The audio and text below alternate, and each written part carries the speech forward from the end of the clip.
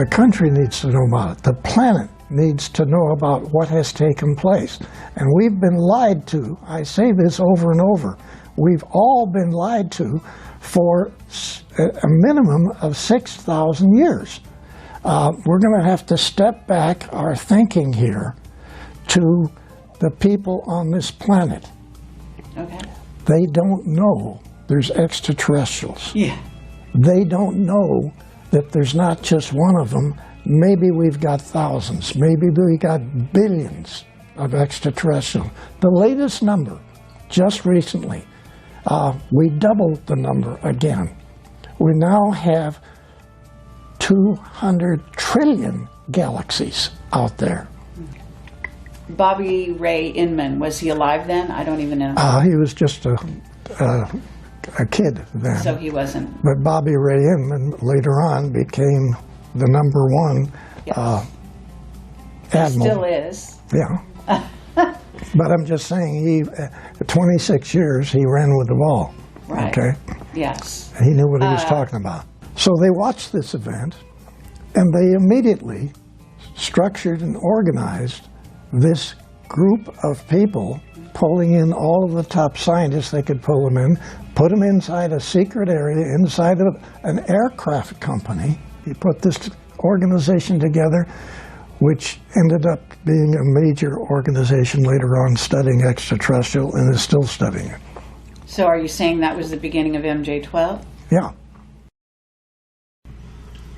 Hi, I'm Kerry Cassidy from Project Camelot, and I am here today with a very honored guest. Actually, I should say guest, but Michael Schratt is joining us, and he's going to be helping to ask some good questions to our very honored guest. And this is Bill Tompkins, and he is a phenomenal individual and a very courageous individual. And it's rare when you get someone like this who will come forward and tell the truth. And we've been waiting a long time for this, let me say that. So Michael Schratt is an aerospace historian, and very happy that he's here with us today. He has a very thorough background in aerospace history, and so that's going to be a lot of help. Actually, you may disagree with me, but I think you might be the first witness to come forward in the area of the secret space program, black projects, and who is actually, in a sense, sanctioned, being backed up by a section of the military, I would say. Now, I don't know if you'd see it like that. I certainly know you're backed up by the Nordics. But I'm talking earthly civilization here. And I think in that case, maybe the Navy is behind bringing you forward. But I don't know if you're actually willing or even able to elaborate on that. But go ahead. Well, actually, it's sort of a situation where I'm still involved with the Navy, and I'm actually having to participate in naval programs. So I'm going to discuss as much as I can. You're going to hit me with some questions, and I won't be able to answer. So I think the easiest way to just start this is to go back to 1942.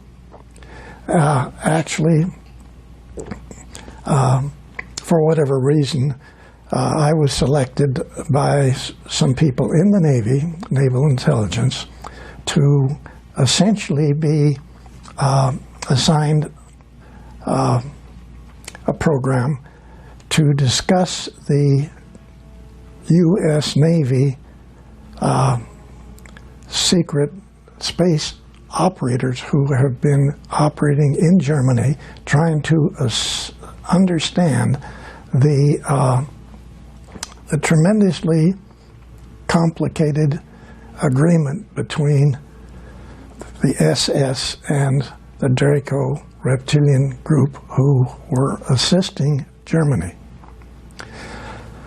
So this had actually gotten started much earlier with a very lovely young lady in Germany who was contacted by Nordic people to essentially get her friends to develop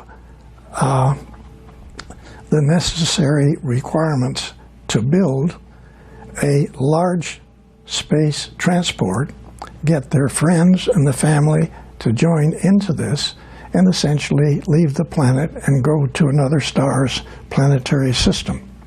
And this is Maria Orsich. That's correct. And so she actually was doing this from like the late 20s, 1930s. And it ended up in the studies that I got involved in with the information from the operatives, Navy operatives, coming back from Germany into Admiral Ricobata's secret conference room at the top building, Naval Air Station San Diego. He's commander, Naval Air Station San Diego, but he has a hobby, okay? And this hobby is roughly 28, 29 naval operatives who in 1942 and possibly early in 41 were continually going back to Germany and studying all over the different research organizations what it was that the agreement had actually been made with Hitler, the SS, and the Draco reptilian people. Okay, but if this is happening in 41 or 42, the war is not over. The war is still on.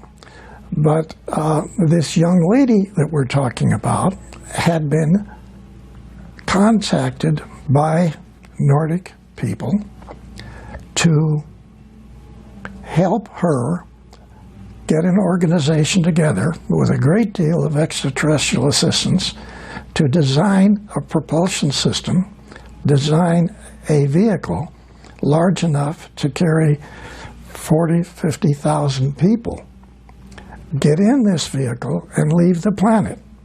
Now, the SS was not aware of this. When they found out about this, they took over a group of 1,442 people, which included scientists, it included shoe salesmen, it included farmers, it included top research technicians. All these people were contacted by the Nordic extraterrestrials to assist people in Germany to get a vehicle built. So now we have a whole lot of civilians, nothing to do with the military, and with absolutely no desire to have the military involved in this extraterrestrial event. Okay? Real important. When the SS found out what they were doing, they took over everything that she had structured and organized, all 1,443 people. They had been hawking their farms. They had been getting everything they could possibly get in a way of money to design and build massive-size spacecraft transports. That's not what the SS wanted. So they took over this facility, and they jumped in and grabbed everything. After only 2 months, Hitler made the decision, let her and her organization go ahead with what they're doing. We're going to be working with the Draco reptilian group. So now we have two groups that we can get, and we can cut into them anytime we want. We can take it over again anytime that it was necessary. So actually, they allowed the second time for this group to design and build these spacecraft transports, with which many of them later on, even during the war and after the war, to leave the planet. Some of them went out and came back. They actually had large facilities that they utilized as in underground facilities in Antarctica. The Draco reptilian people had two enormous caverns, and I don't want to get off into that subject now. We can talk about it later.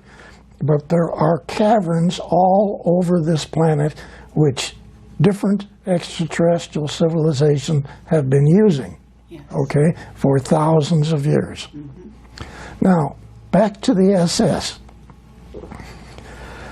What the operatives found was an unbelievable series of situations that literally, when they gave their briefings to Admiral Riccobotta, we also have one at least of 3 other Navy captains in his office at the time of this briefing to sort of set the stage for this. Okay, can I get the year that they did the briefing with Riccobotta? 1942, Still during the war. still during the war. Incredible. Okay. Yes. Yeah. Now, Admiral Riccobotta, well, there was a large table. The operative sat on the other side of the table. Admiral Riccobotta sat here, I sat next to him, and one of the 3 Navy captains sat next to me. The typist sat at the end of the table. That's the only people that were in there. We always had the same people. Essentially, all of these meetings, all of these disclosure meetings took place at night. The Admiral's aide would wake me up, sleeping in my barracks. He tapped me on the shoulder, and all he said was, "He's here." He escorted me across the facility over to this tall building, which is the command center at Naval Air Station San Diego. There's a small office near the top of this. That's where these disclosure meetings took place. So these operatives then brought back this information, which is, even Admiral Riccobotta said, "I don't believe one word you're saying, young man." That came up over and over. Okay, can I ask you the name of the other Navy captain, or are we not to know who that is? Actually, I have to say I can't remember it right now, so right. that gets me out of it. Okay. Yeah, all right. But I really don't remember. Okay. Okay. But these operatives themselves didn't believe some of the information that they had to bring back, and so all they tried to do as best they could is present a package of information. Some of it even had manuals, okay? Some of the manuals were in hieroglyphics. All of the manuals were in German. Then they had photographs taken inside of research facilities in Germany. They had photographs of UFOs. They had photographs of maintenance people working on UFOs. They had photographs inside of the UFOs. Okay, now I want to ask you something, because these operatives, you're calling them operatives, were these regular human beings, and how were they getting access to Germany at this time to get this information? Was this something that they were allowing the Americans to have? What was the relationship? Okay, basically, Were they spies? all of these young men were either lieutenant JGs or full lieutenants in the Navy's intelligence. These people were all American-German family people.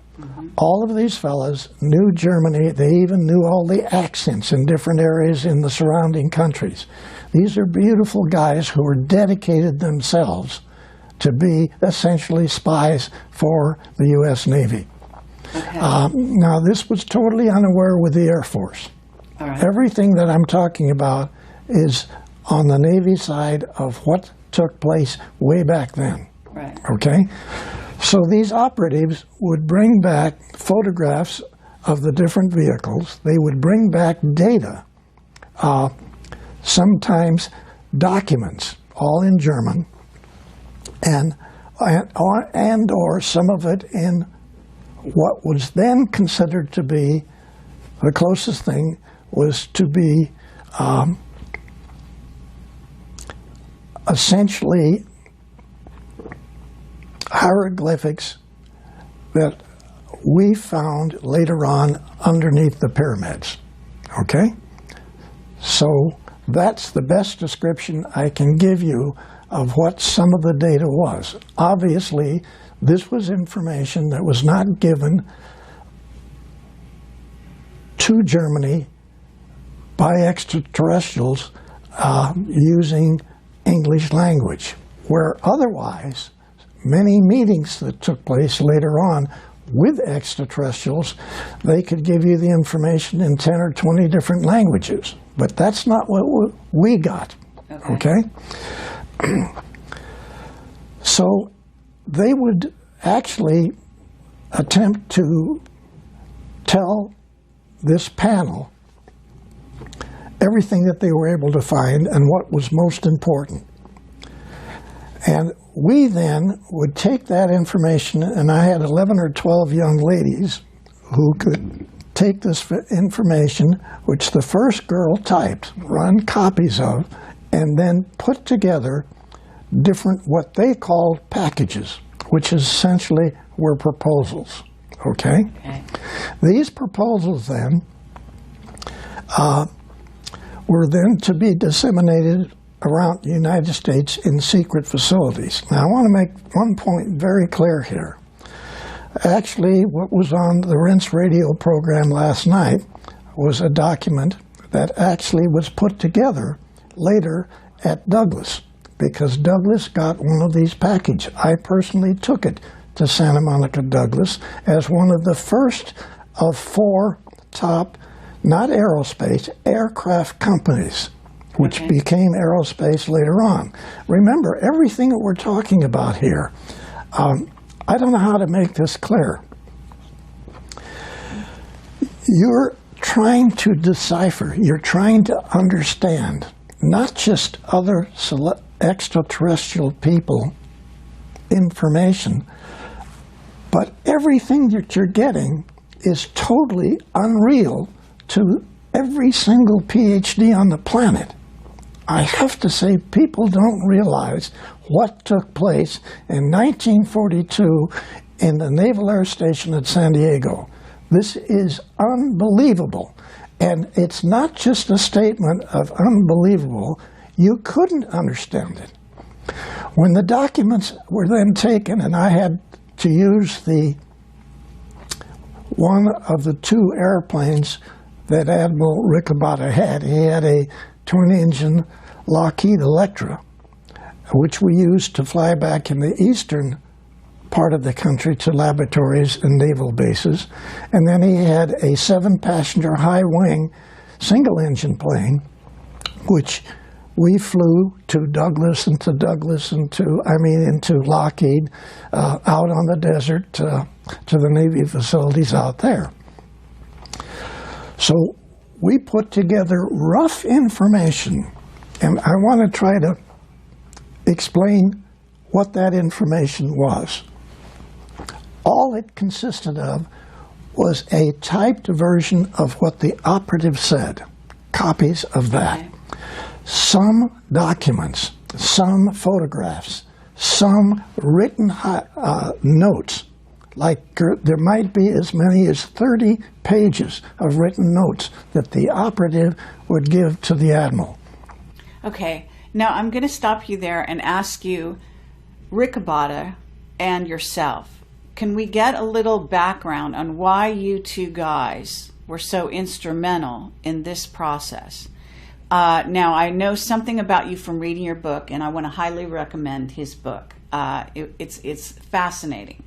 But I do want to share with the audience here, Riccobotta, you told me on the phone, I think you said he was Australian and he wasn't trained in America. Is that right? Yes, and you're asking a very important question, okay, what you're asking. It's extremely important. We're going to have to step back our thinking here to the people on this planet. Okay. They don't know there's extraterrestrials. Yeah. They don't know that there's not just one of them. Maybe we've got thousands. Maybe we got billions of extraterrestrials. The latest number, just recently, we doubled the number again. We now have 200 trillion galaxies out there. Mm-hmm. And to say that we're the only intelligent people in this universe is naive. But we were, the people on this planet, were tremendously naive. They had no idea what these naval operatives brought back to what essentially was my delivering of these packages to the 4 top airplane companies, because there wasn't aerospace. Now, back to your specific question. Who was Admiral Ricabata? He was born in Australia. He came to the United States, went to school, joined the Navy as a third-class seaman. He worked his way up. Now, what's extremely important about this is that my mission statement working for Admiral Ricabata was as disseminator of advanced aircraft research. Okay? That was my mission statement working for Admiral Ricabata was a copy of 80% of his statement, who was written by the Secretary of the Navy Forrestal. Okay? The Nordics contacted Forrestal. I'm saying this, you don't believe it, this is what happened. They contacted Forrestal and had Forrestal selected to initiate this whole thing in the U.S. Navy. Then Forrestal selects an Australian man, 2-star Admiral Ricabata, to be the one person to disseminate this data that our Navy intelligence found out what was going on in Germany. And this is staggering because at that time, people don't realize that there's more than one admiral in the Navy. At that time, there was 43 because there's so many areas that need support. Secretary of the Navy Forrestal selected a man who never went to Annapolis. Listen to what I'm saying. Every PhD on this planet, whether they're for science or for medicine, have been given incorrect information for thousands of years about the history of this, not just this galaxy, the universe. They had been given information which was controlled by Draco, reptilian, and other extraterrestrials not to know what was really going on. So every book in every university on this planet had misinformation about every field, every technical field you can come up with. Okay? Yes. So when the operatives had to carry this out, they were not asked to study these packages. They were directed to study these packages. These weren't requests for proposal. This was a demand factor that this information that got typed up and the information in these packages to all of these research universities, to all of the top Navy laboratories, the facilities out at China Lake, the underground facilities at China Lake, Caltech. Actually, I didn't take the first package to Caltech in Pasadena. I took their first package to the underground facilities out on the desert called China Lake. And it's just north of the Air Force facilities off of Highway 395 out in the desert in California. Right. And I'm saying people don't understand or realize or gasp. They don't get what has happened. And I'm not trying to build a story here. All I'm trying to say is, hey people, hey you guys, everybody that's listening to this program, okay? You people have been told for a minimum of 6,000 years total incorrect information. from medical, from science, from history, from astronomy, from mathematics, you name it. Everything you've told. Yes. I really appreciate you. Yes. This is a lie. I hear you. It's great. Can I ask you one thing about these operatives who went into Germany to get this information? We know they were spies from your description, but so they were undercover, so to speak. Yes. And they must have seen the craft with their own eyes as well. Yes. Correct? Yes, absolutely. Okay. So in some cases they were working on the craft even. They actually got on board, got inside. All right. They took photographs inside, stuck them in some place, and managed to be part of the package that was delivered to Admiral Ricabada. Incredible. Now, what do you think? First of all, you're telling me Forrester had contact, and his contact was with the Nordics. They chose him. But was Ricabada in contact? Or you said he sat there and just shook his head and said, I don't believe you. So he was not a person who had had any contact himself. You're referring to Admiral Ricabada? Yes. To me, he was selected, period, by the Secretary of the Navy over all of the standard admirals who had been educated in Annapolis. Because he had an open mind. He had a mind that would not have been controlled by the misinformation that every university on the planet has given. Was that your personal take on him when you met him? No, not when I met him. Later on, this was obvious, okay? But then, who's Billy Tompkins? Why did who selected Tompkins to be on this committee? Right. Because I get pulled out of high school in the first year, halfway through the first year, the Navy pulls me out and puts me through boot camp. And then my orders say, report to Commander so-and-so, Naval Air Station San Diego. I'm only saying, I don't have a doctor's in these degrees that are required for all of these studies. Right. I don't have. Right. But then, my mind wasn't clouded with misinformation like the Admiral. Okay?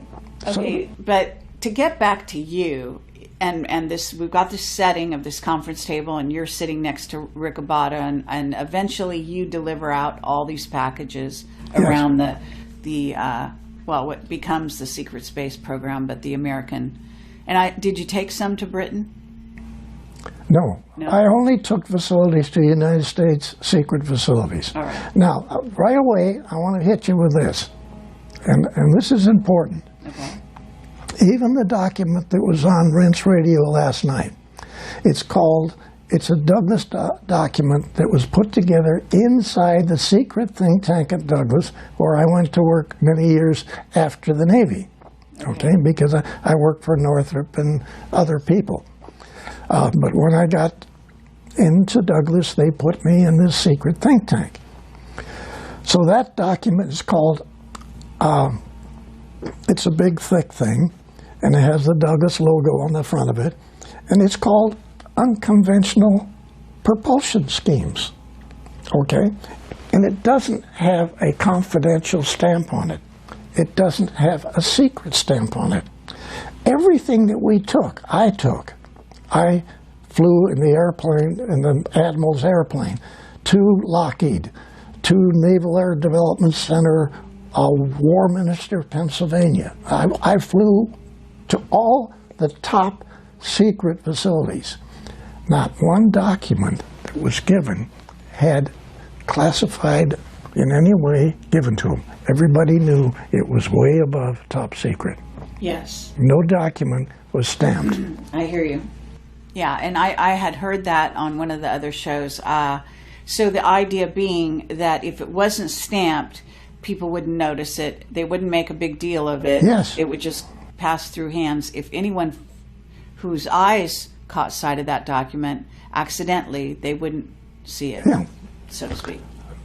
But it's an interesting way to handle the most classified subject on the planet. Absolutely. Well, actually, quite ingenious, really.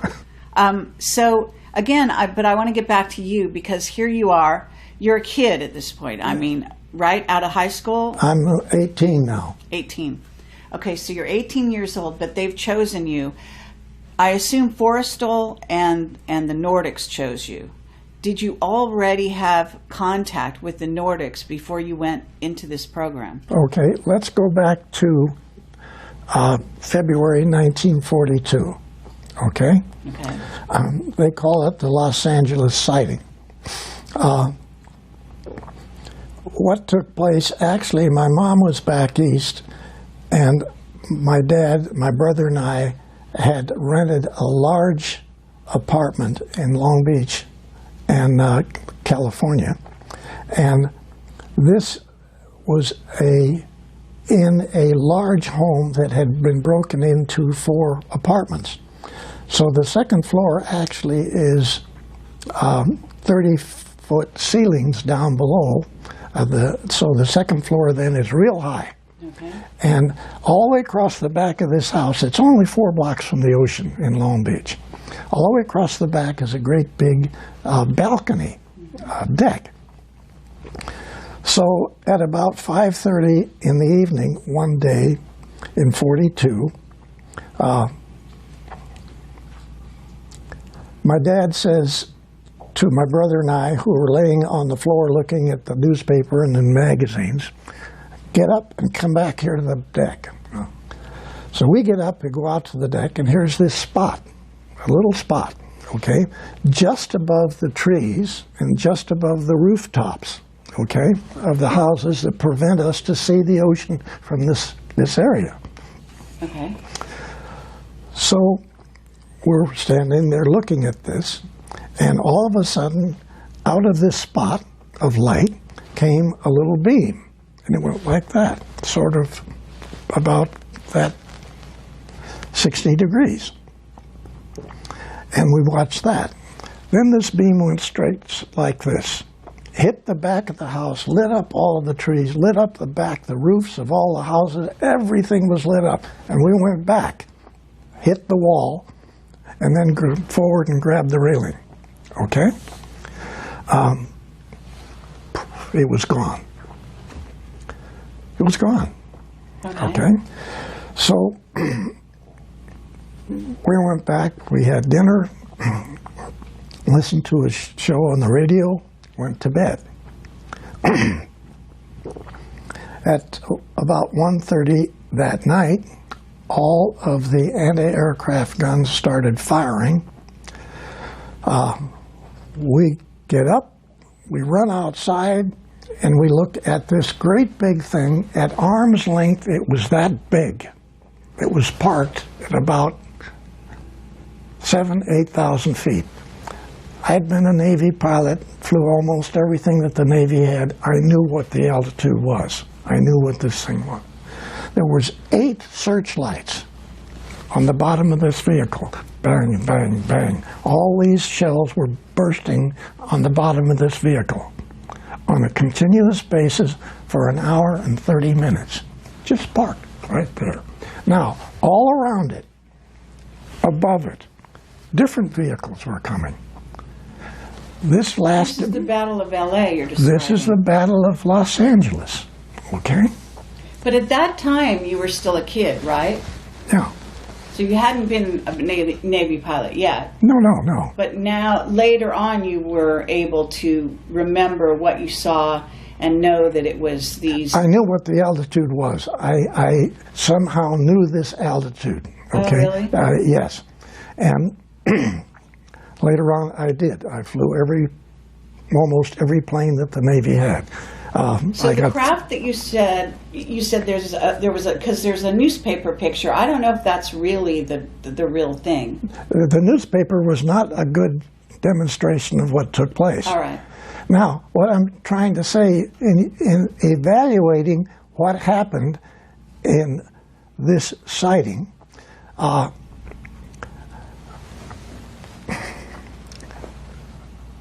you have to visualize dozens and dozens and dozens of different shaped vehicles. This great big one parked right above you, right over Long Beach, okay? Everybody is outside looking at this and watching it. There's vehicles going on both sides of it. There's vehicles above it. And several times, actually, the vehicle went underneath and the anti-aircraft gun lights, the searchlights, shined on them and followed them. So this goes on till about 2:30. We get bored. We all go back to bed. Okay? We get bored. Well, hold on. Just wait a minute. Hold on. Okay? We get bored. Yeah. Now, while this is happening, and it goes on until 5 o'clock in the morning, many of the other people outside, outside watching this from the street, stayed up all night long. Yeah. Okay, but better than a movie. Okay, no, wait a minute. Just listen. Now, on the other side of your planet, at this same time, the Germans were bombing London. Oh, wow. Oh, my gosh. Holy cats. This is February 1942. Right. Okay? Now, we got bored and went to sleep. Now, I want to make a very important point about the Los Angeles event, the sighting. Okay. Nobody got scared. Nobody got nervous. Nobody ran in the house and jumped with the covers over their head, okay? Everybody watched this thing. Nobody got sick. Nobody got real sick, died. There weren't anything of that. The only people that were killed in this were from our own shrapnel. Now, people watched this same sighting, we found out later, from Santa Barbara. People watched it from San Diego. Sure. This is a massive group of vehicles. Now, listen to this analysis. You got to tell me. There's only two ways this could accomplish what was going on. One, the extraterrestrials vehicle come in over the ocean, okay? Hundreds of them. They go all over Los Angeles. They go to they go to the telescope on Mount Wilson. They make a turn. They either go north or they go south. They fly out to sea, they turn around out over the ocean, and they come back to make you think there's a whole lot more vehicles there than actually there is. They either had to do that, or we watched thousands of vehicles come in over western United States from 1:30 to almost 5 o'clock. Mm-hmm. And they shot at them and weren't able to hit them or destroy them in any The way? shells burst on the bottom of them. They're not bursting on the bottom. There's an electromagnetic shield that the shell hits and it blows up, but it doesn't do any damage. Now, yes, we did shoot down 2 small ones, which were not occupied. One of those went in the ocean only a half a mile off the Rainbow Pier in Long Beach. Your Navy picked that up. So your Navy had an extraterrestrial vehicle in February of 1942. Okay, so that's before the operatives came back with the information. Because you said in 1942 they had... Okay. This took place just before I was contacted, pulled out of high school, thrown over to Naval Air Station, North Island. Okay? Mm-hmm. What this says is that a whole lot of people who were involved in this sighting immediately knew there were extraterrestrials. Now, I want to take this a little further. People who watched this sighting, and this is not, there's documents that prove it, but they haven't been released.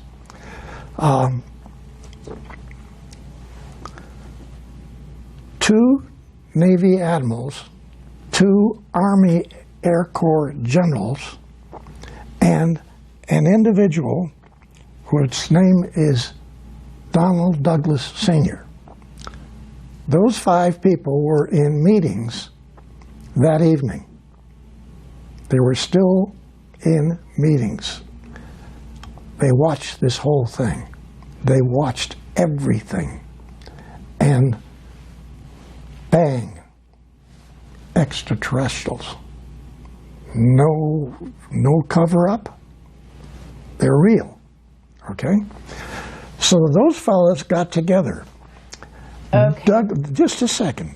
Douglas then put this group together, the 2 admirals, the 2 Army generals, Air Force generals, Okay. and they put together a group of people and initiated a secret think tank inside of Douglas, actually within 1 week of the sighting.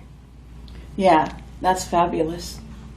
And so, you know, we talk here that this is February 42, 1951, I went to work for that secret think tank inside of Douglas. I had been working for Northrop for 2.5 years. I worked for North American for a short time. I worked for Lockheed for a short time. And then somebody telepathically told me I need to leave Lockheed and I need to go to work over in Santa Monica at Douglas. I didn't read a document that said do that. Okay. So I went over and applied for a job as a draftsman. Okay, I'm sorry, not a draftsman, as a model builder of metal wind tunnel models. Okay? Because remember, I had built a group of models over quite a number of years. Yes. But I still, I mean, I want to make sure that we have this, the LA sighting, the LA Battle of LA, because that was so amazing. And this is even prior to Roswell. Yes. Okay. And in essence, are you able to say who those other people are? Because you said Douglas is one of them. But the other admirals and generals that were in that meeting, that small meeting, watching all of this, who then put the secret think tank together, who they were? Is one Curtis LeMay? I mean... Yes. Okay. Bobby Ray Inman, was he alive then? I don't even know. He was just a kid then. So he wasn't. But Bobby Ray Inman later on became the number 1 admiral. Still is. Yeah. But I'm just saying, he 26 years he ran with the ball. Right. Okay. Yes. He knew what he was talking about. Yeah, oh, absolutely. So, okay, but did you know the Battle of LA is going on?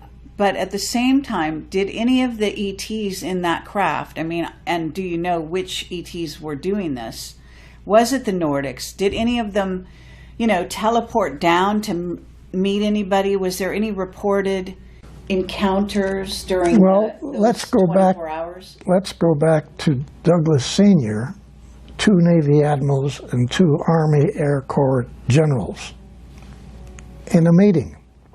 Okay, they had been in meetings all day long. They were still in meetings. Right. Because it's only 7:30. I mean, come on.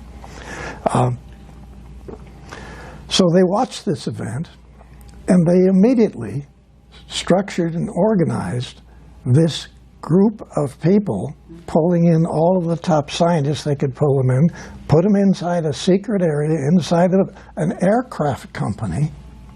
Douglas Sr. did this, so you got to give him credit for this.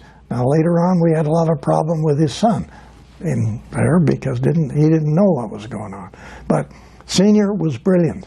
He put this organization together, which ended up being a major organization later on studying extraterrestrial and is still studying it. So are you saying that was the beginning of MJ-12? Yeah. In a word, yeah. Excellent. Yeah. Okay. Was Forrestal one of the admirals? No. in that meeting? No. Was Rick a botter? No. So, are you able to tell me the other players in that room? What we know the beginning of MJ12, actually. We know some of these players. Vannevar Bush? No. I just assumed sort of sidestep Lon Carmen? that. Yeah. I could go on. Yeah. Okay, I just assumed All right, fine. kept no that one problem. aside. Okay, so we've got that. But you didn't answer my question. Was anyone having contact? Any Okay. high-level people contacted even before the event happened, in fact? Okay. My understanding on this was that nobody came down, nobody talked to the people that were in these vehicles, but probably thousands of people telepathically got information, okay? Okay. So the bells were rung in hundreds and hundreds and hundreds of people. And you were one of them? I just happened to be one of them, I think. I can't prove it, but somehow... Well, I mean, this is a good time to ask you. I mean, are there other guys like you? Because you yes, seem very to be definitely. one of a kind. Yeah, no, there's a lot of other people. There's a lot of guys like you in, Yes. in this secret space program who were somehow contacted and have had special guidance and knowledge on how to build and what to do. Yeah? Yes. Others. Yes. And have you met them? Really, I've only met three other individuals of what are probably hundreds. Okay. Really? And they're all quiet to this day. yes.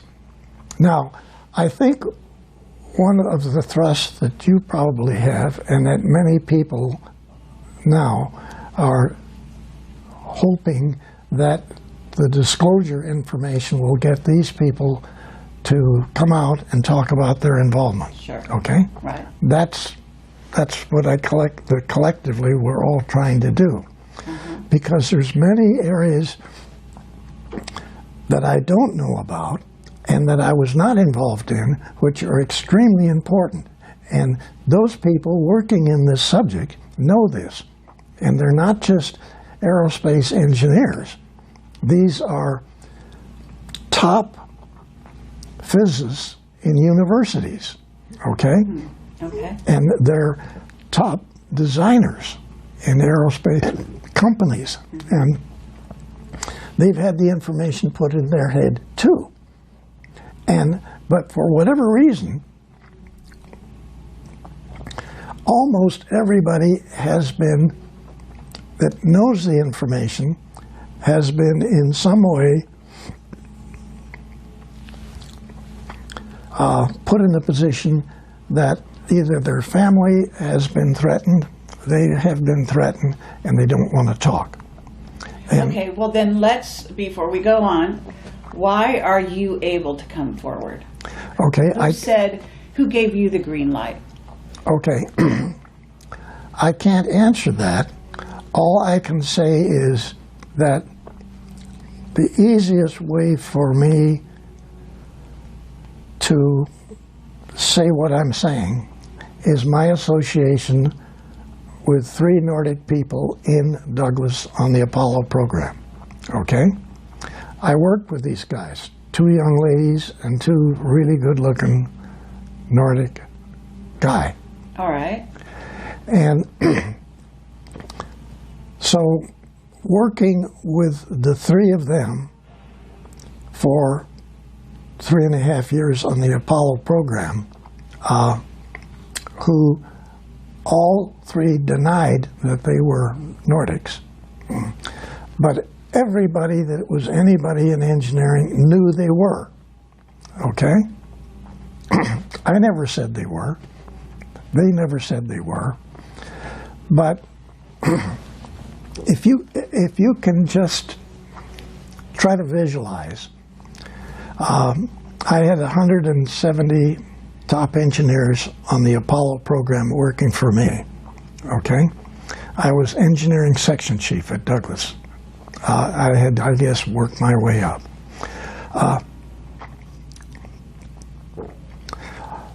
I come up with approaches and concepts, and I get these implemented by all my designers. Yes.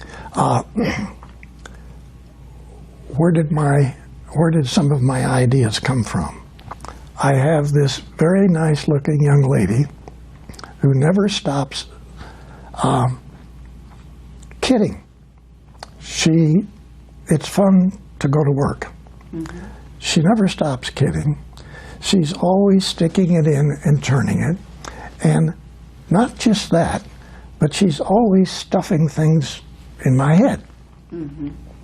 So, like when I presented this complete redesign of the Apollo program to Dr. Von Braun and Dr. Debus at Redstone Arsenal, one of the most classified facilities on the planet, yeah. I had a 6-foot by 6-foot model in a great big box put on the DC-7 to fly down to the Redstone Arsenal, okay? Yes. I rented a truck.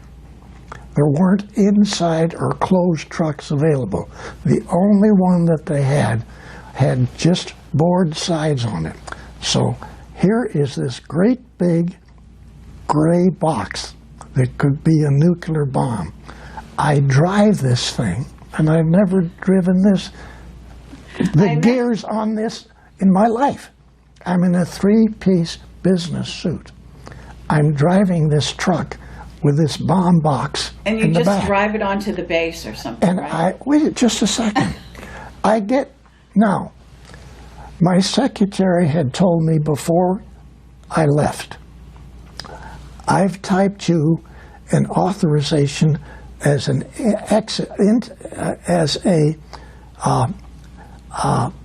allowance to go on board the base, okay?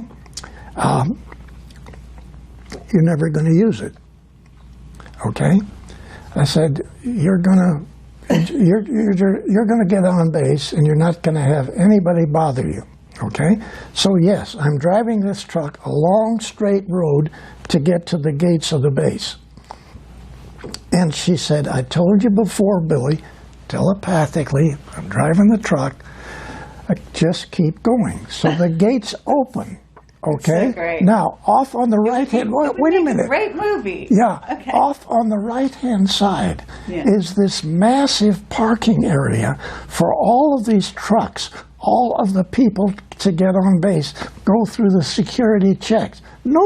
It's one of the most classified bases on the planet. Sure.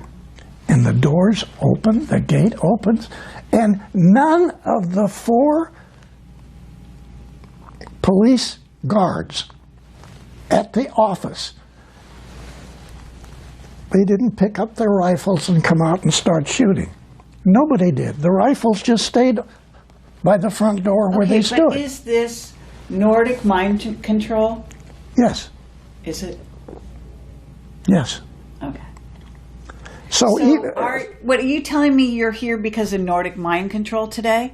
You know what I'm saying? I mean, is that what's happening? I mean, are these, top admirals who've been in this game now since 42 at least, are they letting you come here because they've been persuaded to do so, or because they've been mind controlled by Nordics to let you come? Okay. I have to say, really, I don't know. And I really don't know. I love that. Okay. That's awesome. Okay. That's awesome. I would say that that's probably how you got, actually, I didn't just mean here disclosing, but actually here talking to me, because I'm usually the most dangerous woman out there. I mean, to tell you the truth, that's my reputation. So somebody letting you talk to me, I mean, I know the Nordics are cool with me, so now I know why you're here, because... You just answered it. All right. Okay? Yeah. Now, while we're still not believing the gates to open, I drive this truck through a massive base that's covered with trees. You can't see the sky, okay? You can't see where this tall building is that Von Braun's tower is. Right. I finally get to this. I drive right up. There's 3 levels of steps going up if you come as a guest. that you can go into the back and drive in the back and get in there. So tell me why, you tell me why 4 security guards come down the steps carrying a big rectangular dolly with 4 wheels. Okay? Yeah. I haven't said anything to them. They come over to the truck. Right. I'm out of the truck. They take the boards off the side, lay them down on the concrete. They pick up this model and they put it on this dolly. Why was that dolly available? Sure. I'm asking. Nordic mind control again. Okay. So they carry this big box with the model in it, the command center for launch of Apollo, which nobody in NASA knows even exists. Because remember, that's my concept of what you've watched on TV every time you watched an Apollo mission. That great big facility. Well, we got a lot of questions about that. But just a second. Our contract on the S-4B stage of the Apollo, the command stage section, okay? Right. Requires us to utilize a open hangar with doors on both ends of it to check out our facility, our stage, and then assemble it on top of a outside assembly area, okay? This is insane because we've got the most advanced circuits that have ever been designed for the entire computerized operation of Apollo. Because remember, Germany was all mechanical.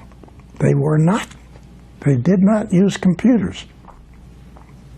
Even back in those days. Back in those days. Now, this facility then has this massive outside structure where you assemble your stages on this, and it's 270 foot high, okay, out in the open, and then somebody lights the engine and we get the engines to operate and it lifts off. The checkout of everything is outside. The checkout of the vacant facilities and every part of the whole program is out in an environment with the doors open in a hangar. Okay, are you trying to tell me that because it was somehow camouflaged and so people wouldn't look or couldn't see it, or? No, I'm saying that our contract required us to do all of the assembly and checkout of our stage, which is the controlling stage of Apollo, in an open hangar in the worst atmosphere that we can do it on the planet, because the humidity at this location so why is it like that? I mean, was yours. Are you saying you made a redesign from that, or I said to Dr. Debus and Dr. Von Braun in my briefing that I don't want that hangar that you want me to check my stage in. I want, well, first of all, you guys with the V2s in Germany, roughly 68% of the time when you check it out and then you lift it, there's problems with your own V2s. Yeah. So I'm going to check out my vehicle, first of all, in an inside closed area in the vertical position. And I'm going to keep it in the vertical position till I pick it up and put it on top of the lower stages. Okay, but I want to know why, if the Nordics had this amazing technology and they were helping you and feeding you ideas for Apollo, why was Apollo so rudimentary? Is there a completely other Apollo that we never saw? Because we know that things happened on the moon once they got there, and you said, and I want to talk about all that. But you know what I'm saying? In other words, you're still talking about this module that has, is basically a rocket. It's like a tin can. Yeah. that's old technology. Why did they let the humans continue with that kind of a design? They could do what you would say would be a partial assistance to a country, and maybe we say they used the United States. Okay? Now, the Germans had been playing with rockets, liquid rockets, for way before World War II, and even World War I. Okay? So they have their command center, the launch center, underneath the ground with concrete above it in a silo, an underground launch silo with a periscope up on top. They can look through. I said, we're not going to do that. I not only want my vehicle checked out in a vertical position and assembled that way, but I'm not going to use your underground launch facility for my cabinets full of support, checkout, and launch equipment. I want a facility which will be a closed facility to assemble all of the stage and check them out. Okay? So my proposal to Debus and Dr. von Braun was build a vertical assembly building, people. Okay? Oh yes, it will be the biggest facility space-wise of any building on the planet. Who cares? This is what we need.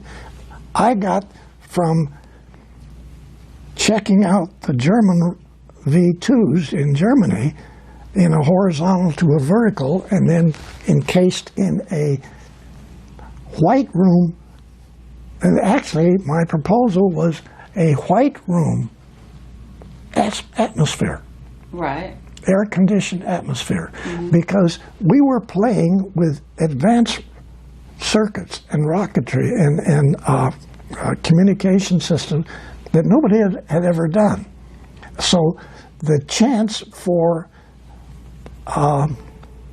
something to go wrong was astronomical.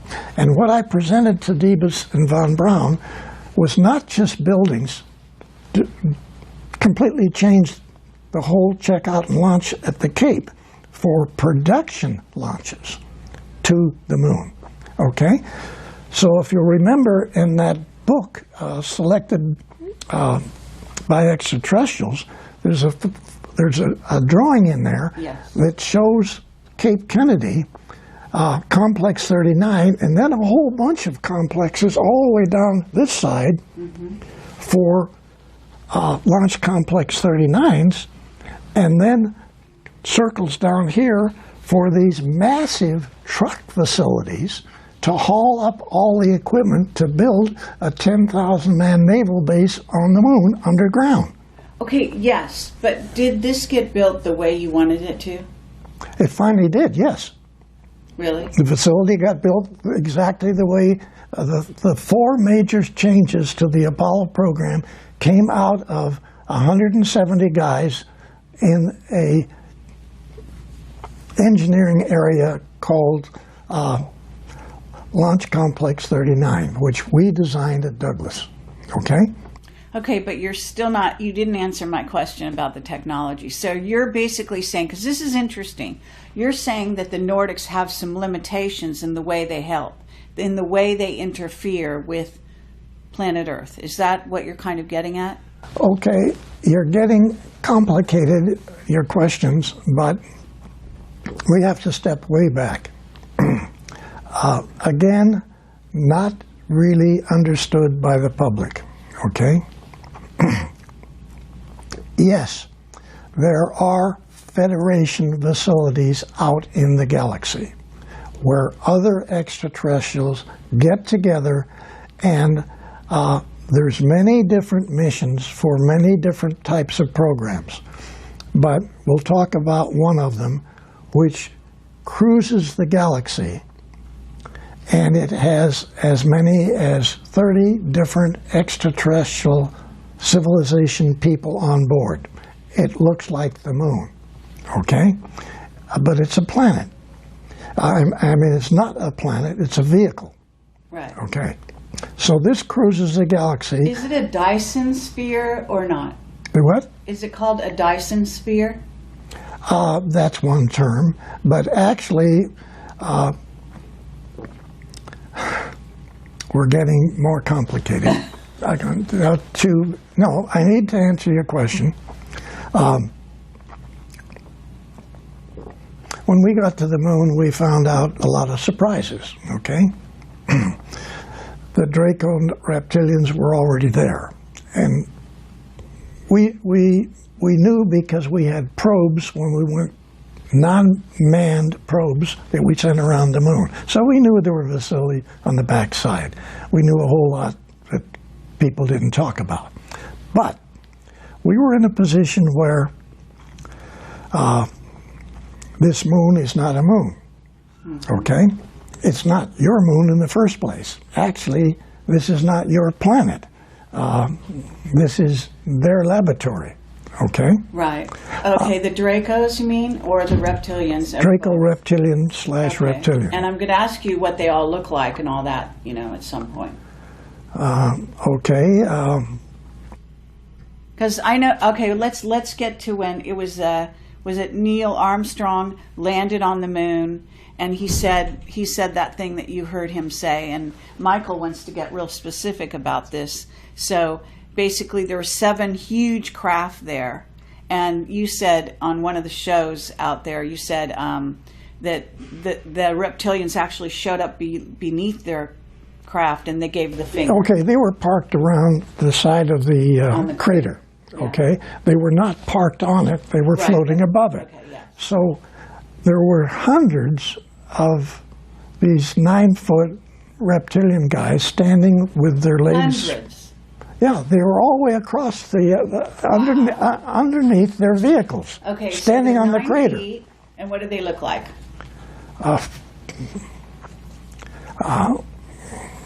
They're ugly looking, lizard, alligator type people. They got the same skin as the lizards got, okay?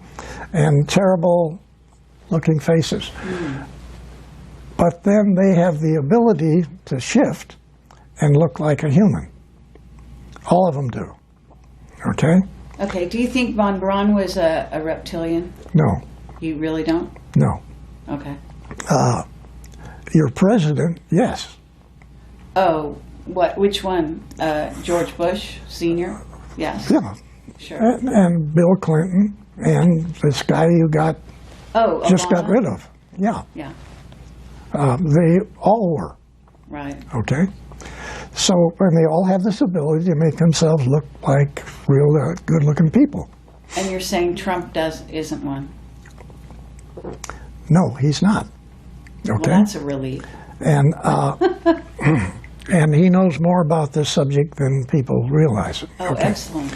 But trying to get back to your earlier question,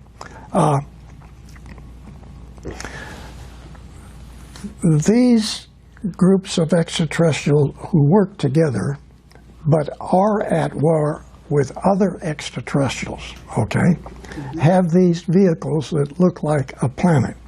Right. Like our moon is a vehicle. It's a command center for this arm. The easiest way to look at this is to put your arm out like this. And you be the center of the galaxy, all the way out to here.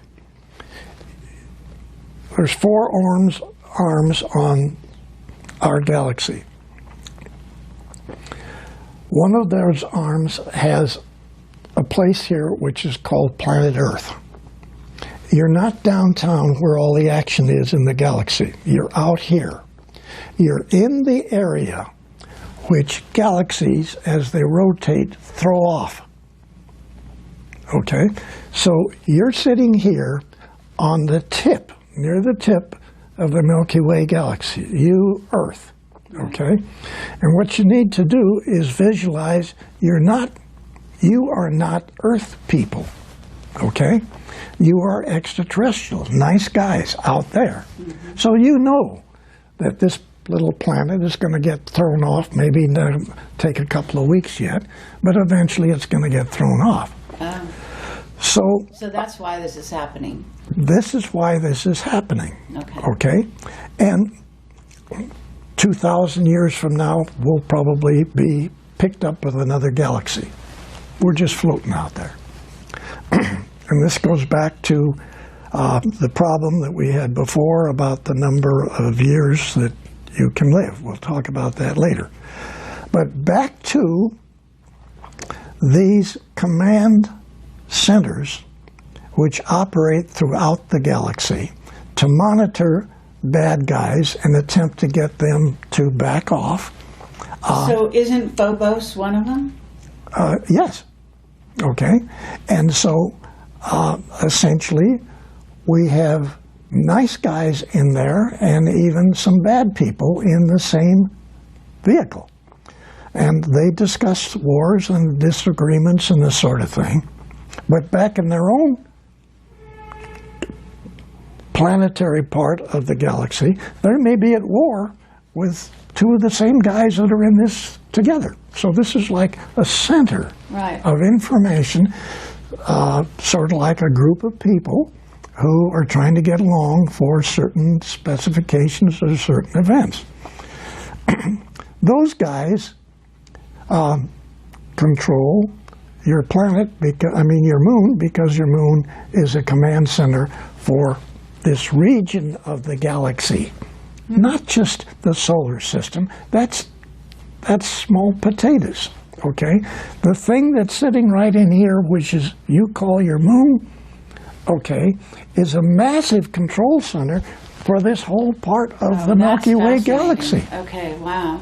Wow. Wow is right. Well, what about Saturn? I thought Saturn was more like that. Saturn has large facilities on it too, but those are other agendas for other people, okay? Some of which we have, okay? Because we have mining companies. Let's take North American aviation. Sure. Los Angeles Airport. That's where North American aviation is, okay?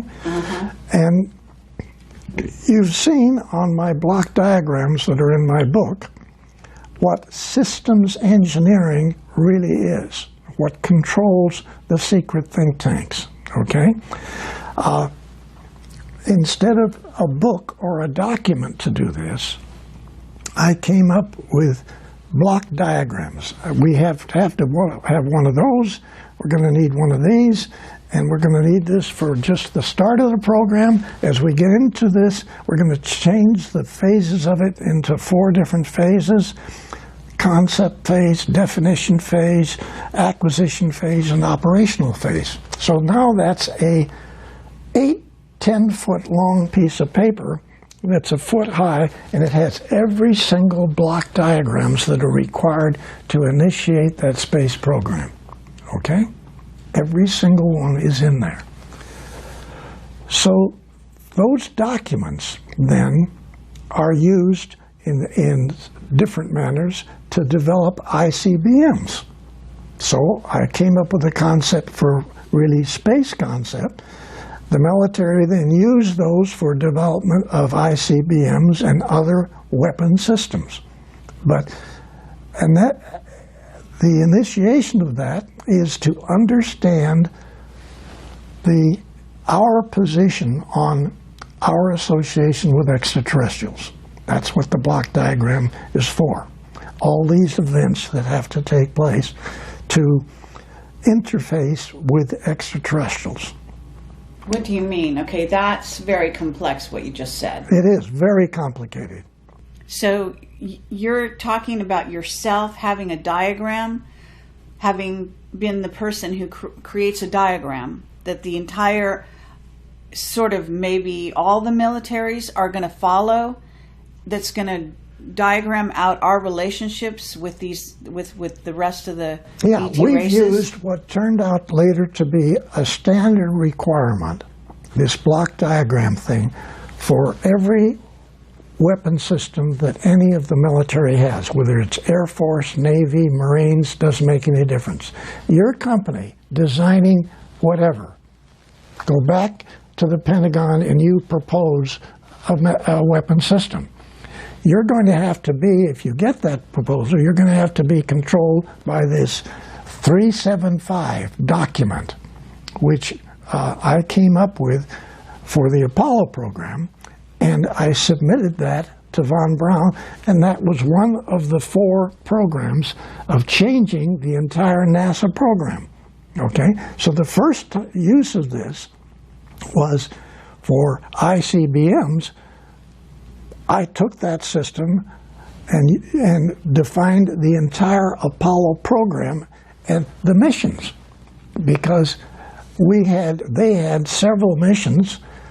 My group in the secret think tank came up with 44 separate missions extended to the year 2000, 1999. So the Apollo program was supposed to not just go to the moon, pick up the rocks, take the photographs, and come back. Yeah, the Apollo program was to take us out into our solar system, build naval stations on every habitable planet or its moon, okay? Right.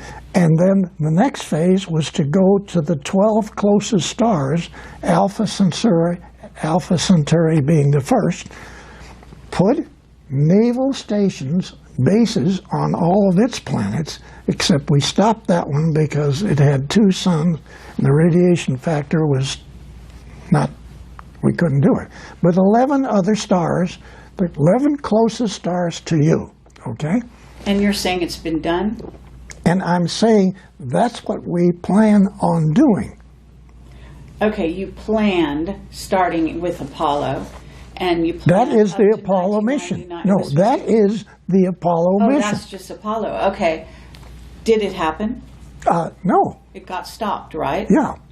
And it got stopped by the reptilians. Yeah, they said, no.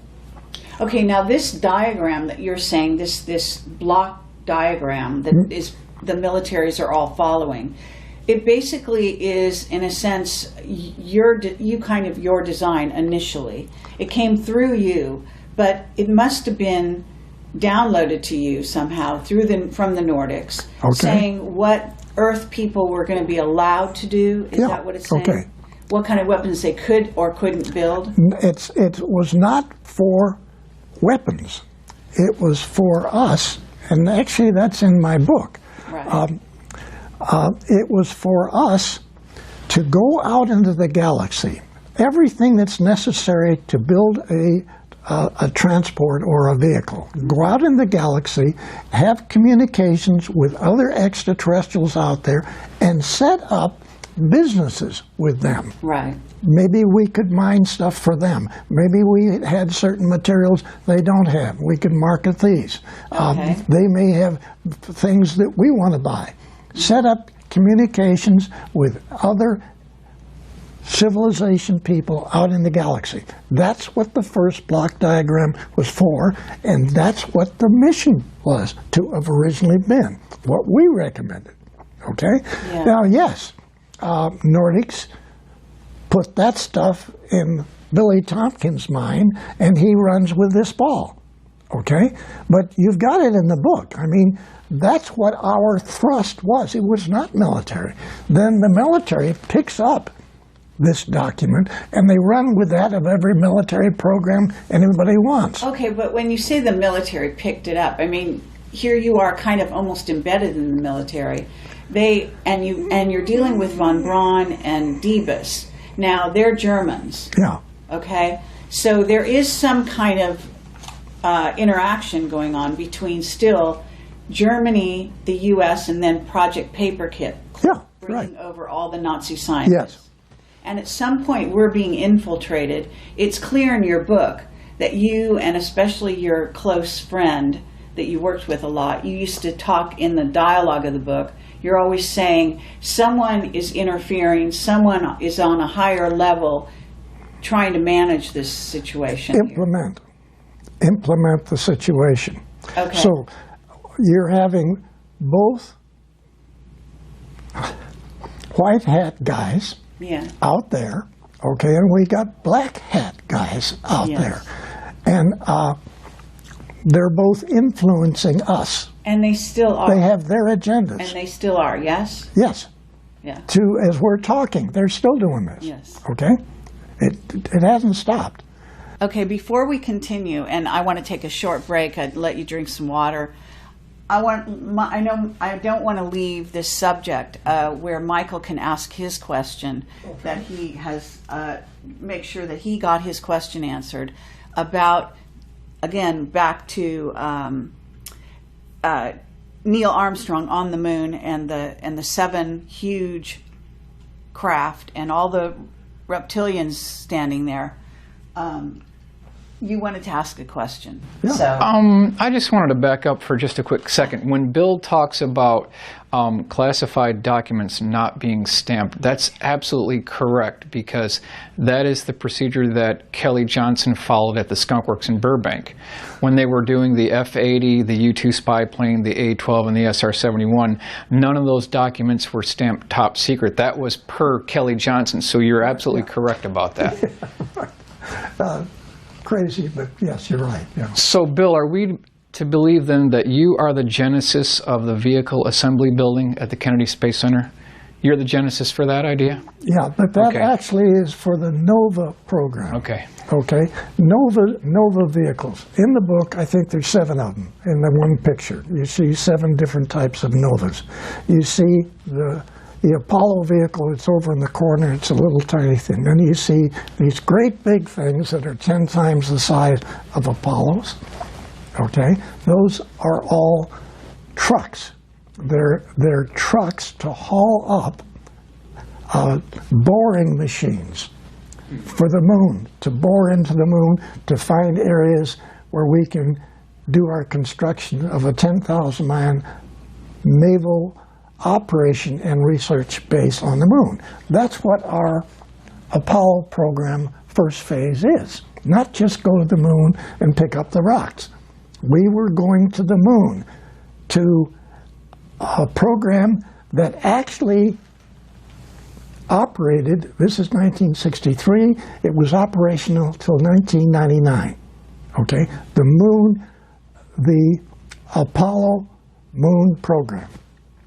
Okay, so all these. But it got stopped, and then it continued. I mean, it went black, I guess, is what happened. Yeah.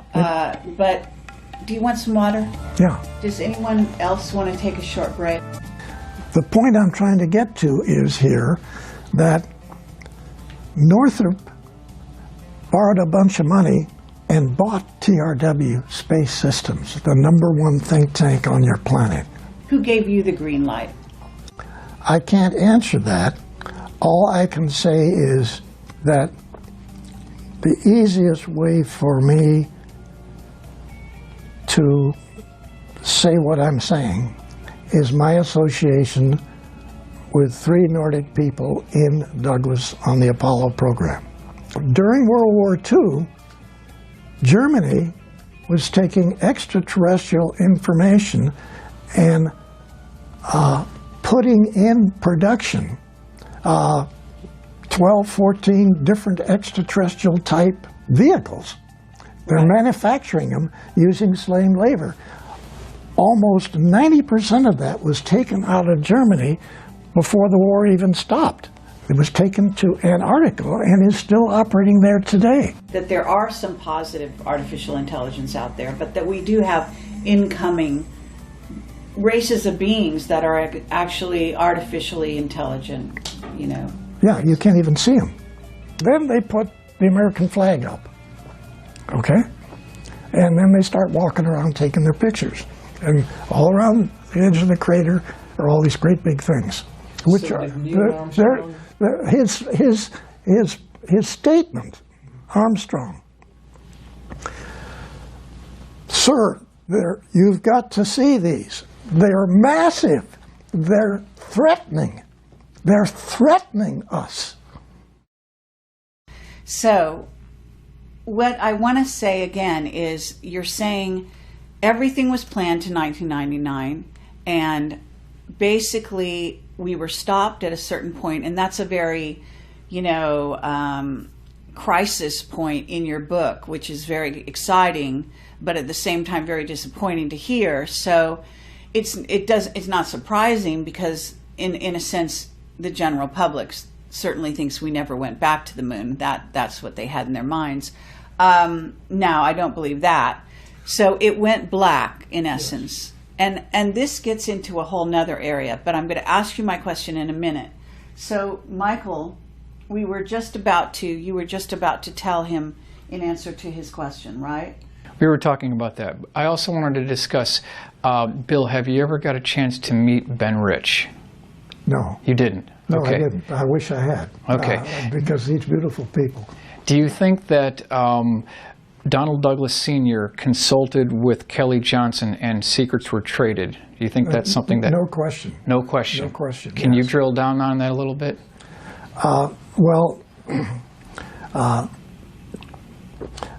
Donald Douglas was far more important in this whole thing than people realize. I'm not trying to give him a big deal, but he certainly was.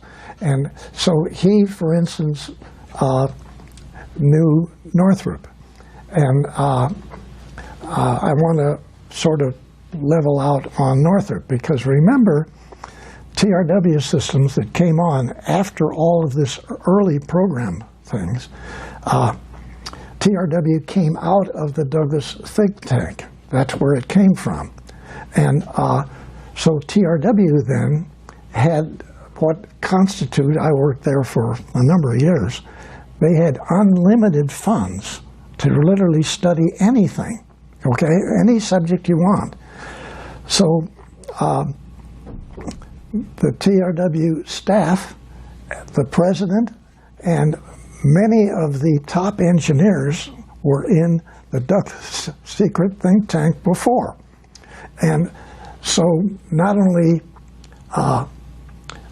did Douglas talk to TRW, but Douglas talked to Northrop.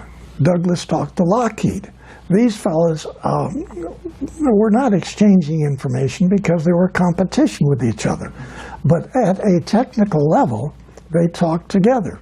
And they then, like the first package that I flew to Lockheed in the valley there, was the first paper that Lockheed had, which formed the think tank. And so collectively, the information was individual for each of the companies that we flew packages to, but there was also coordination between, like Douglas Sr. and the top people at Lockheed. And it's not that they were trading information, but they were at the same level diplomatically, and they communicated. And so Ben Rich, what he said before he passed away, I think is extremely important, because he, in one statement, he came up with what the real situation was. And he's leaving that with, okay, it's you guys' next move. It's your next move. This is what he's telling you. It's there. You can leave it, you can back off, or you can participate. I think those words were unreal, truthfully. That's sort of a box of the whole situation. And those guys in the skunk works at Lockheed were right on, okay? Now, I did work for Lockheed 3 different times. One, I worked for Nav Space. I was working for Nav Space in a facility inside of Lockheed. I delivered documents to Lockheed actually 4 times, and I worked for Lockheed 2 other times. I actually worked as a research wind tunnel model expert. Okay, so and that was the first time I actually worked for Lockheed. But I had delivered packages to Lockheed 10 years earlier, and so my participation with them was then different than my participation with Northrop, because I actually worked for Northrop for 2.5 years. And the point I'm trying to get to is here that Northrop borrowed a bunch of money and bought TRW Space Systems, the #1 think tank on your planet. Holy cats. I mean, this is wild. Northrop borrowed some money. They went to Virginia. They bought the U.S. Navy's shipbuilding company that builds aircraft carriers. A massive #1 facility on the planet that builds aircraft carriers. Now listen to this. What did they do that for? So they could take their engineers, crawl all over aircraft carriers, look at it, and figure out how to make a 790-foot aircraft carrier into a kilometer-long spacecraft carrier. What better tool could you buy? Wow. I think that when we address all of these things that the different people have done, it's mind-boggling. I mean, it really is. And okay, well, what about Boeing? Okay, Boeing is also involved with building And Rockwell. Building spacecraft carriers. And Rockwell. And also what we call, you know, I'm gonna say something here because I worked on a very short term assignment for, I think it was Boeing, and I was working for the top guy, and they were gonna be designing these. I don't know if it's, you know, I'm not good with this stuff, but you know, F-35 or whatever kind of plane, yeah. And all of a sudden they designed a Starship Enterprise. And they took the whole division, and like in 2 weeks' time or less, and you know that aerospace, they move very slow normally, at least in the public domain. They packed everything up and they shipped it all down to a location somewhere like Redondo Beach. I don't know where it was.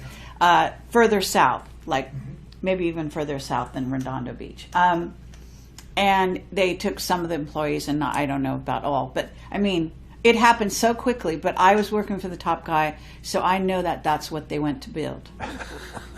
Fabulous. Yeah. So. Ties right in. Perfect. Yeah. Yes. Yeah. So you're right on it, and you know, and it was exciting because they were excited to be packing up and going to do this exciting new project, and I almost, you know, wished I could go with them, you know, but of course that wasn't my line of work. Yeah. But yeah, so I mean, it's fascinating what goes on. Now, what you're basically describing, though, is a secret space program that went secret kind of like gradually in a certain way, because some of this stuff was out in the public domain, right? Yes, it was, yes. And yet the secrecy became more and more dense over the years. And I know a lot of people are puzzled by that. So have you got an evaluation or a critique of how the secrecy got so tight? Is it the infiltration of the reptilians and the fact that you've got Nordics on one side, reptilians on the other, influencing the program? Well, that's one of the keys, yes. Yeah. And then you have the Dracos influencing the president of your country. So this... Okay, so are we talking Eisenhower, Truman, who are talking, all of them? Yeah, all of them. Really? All of them. Yeah. Okay? And all I with... thought the president doesn't have any real power. Does he? He has some power. Much of this was kept secret from that level, okay? But MJ-12 is behind the scene. orchestrating a lot of this as well. And you're saying this guy Douglas is part of MJ-12 in the early days. Yeah. Right. So he's very instrumental. Yes, and actually for him to talk, two of the Navy admirals and two of the Army Air Force generals to put together the most advanced study group on the planet and put it into a secret tank inside of Douglas Engineering. I mean, yes, it separated several years later, but Douglas put this together himself based on the Los Angeles event. Right. I mean, this is staggering. Was Rand around during that time, or no, was that after? Rand came out of the think tank. Oh. Actually, there was this divorce that I talked about in the book. So you have TRW and Rand? Was it like that? Well, Rand, because of manufacturing taking over all control of Douglas and removing it from Douglas Sr., okay, they did. And so they didn't want any of this extraterrestrial stuff in their company. They wanted to make airplanes. I don't want them even here. So them finding out about this secret thing blew the whistle. So RAND was formed inside the secret think tank at Douglas. And then there was this big divorce. The divorce took place roughly 8 months before I went to work in 1951. Okay, so they divorced. They used this building right in Santa Monica as their headquarters. But then RAND went worldwide. And if you go down to San Diego and you go out to Point Loma so you can get a view of San Diego, you go up to the top there where the view is. As you went out there, on your left side, underground, that's all RAND. On the right side is nav space, underground on both sides. You're there looking at San Diego. Right over here is all of this massive RAND thing, and all the way back on this side, nav space. You don't realize what came out of the Douglas think tank. How many years is this? That's 70 years ago. I mean, this is crazy. Okay, but let's also talk about NASA a little bit. Okay. Because at a certain point, you're coming from Douglas. This is a aerospace an aircraft company, and you're bringing changes to Apollo that affect NASA. Yes. Okay, and top dogs at NASA are Debus and von Braun, and they're Nazis. Yes. And they really were Nazis. They were. They're SS. And okay, so it appears from your book even that NASA is maybe the first place that's infiltrated by Nazis and that ideology. Yes, that's correct. And so Paperclip was not just 10 or 12 German fellows coming here. It was a massive number of a tremendously massive organization that a little bit of it went to Moscow. All the rest went to Antarctica in those big caverns in Antarctica. You got 5%. Meaning U.S.? U.S., yes. Okay, but Britain got some. Yeah, there's little bits. Okay, yeah. We, von Braun and Debus, were both principals in that organization in Germany, and so you say, well, we got good ones. There were other good ones too that the Russians got, and many of them were still managing construction of extraterrestrial spacecraft carriers, which were being built underground in Germany during World War II. Okay? You mean when they came to work for us, they were continuing?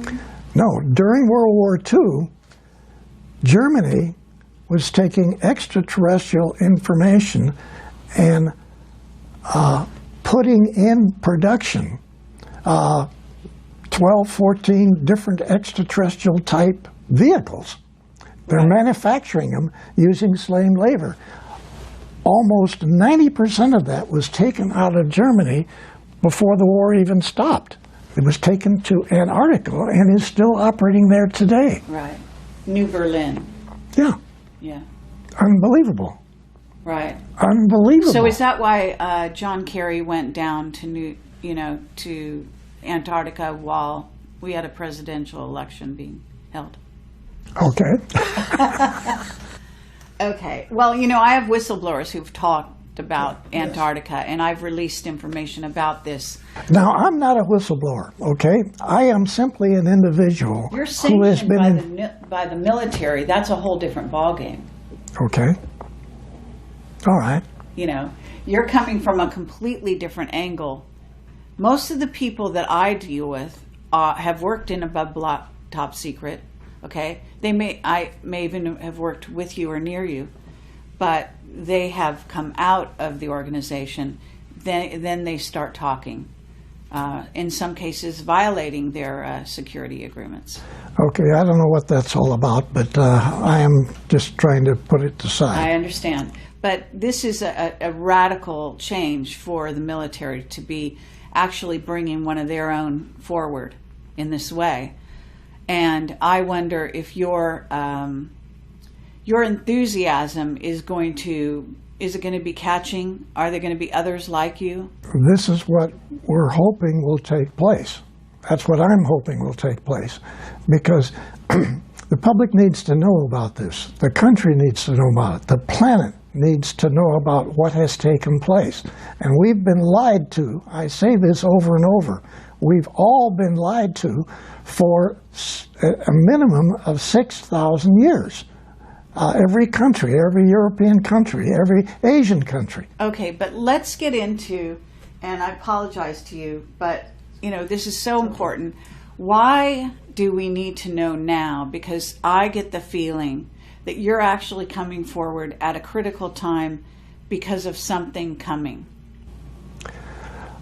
Okay, you could say that. I could say, in my opinion, I hope that this is going to take place. Okay, I'm hoping that that this will benefit release of this subject. That's my hope. That's okay, but is why are they choosing now? I mean, you were sitting around. You're really 93? Yes. So you were sitting around. I assume. I mean, you were a fantastically busy person, building all these things and designing all these things, but at some point you must have sort of retired and been, less busy, yet less utilized by them. And you must have, even during the time you're writing your book, and I know that Bob Wood talked to you back in 2009, and I think there was some kind of interaction with you with some other reporters or somebody back in 2002 or something like that. And this is what was written in the back of your book. And yet, you basically had, the lid was on everything you were doing, and even Bob Wood didn't come forward with the interview he'd done with you back in 2009 until 1 year ago, almost 1 year ago to now, when somebody in the organization who's bringing you forward contacted, it appears, Michael Salla. Okay, Michael Salas, he's done his homework. Okay, now,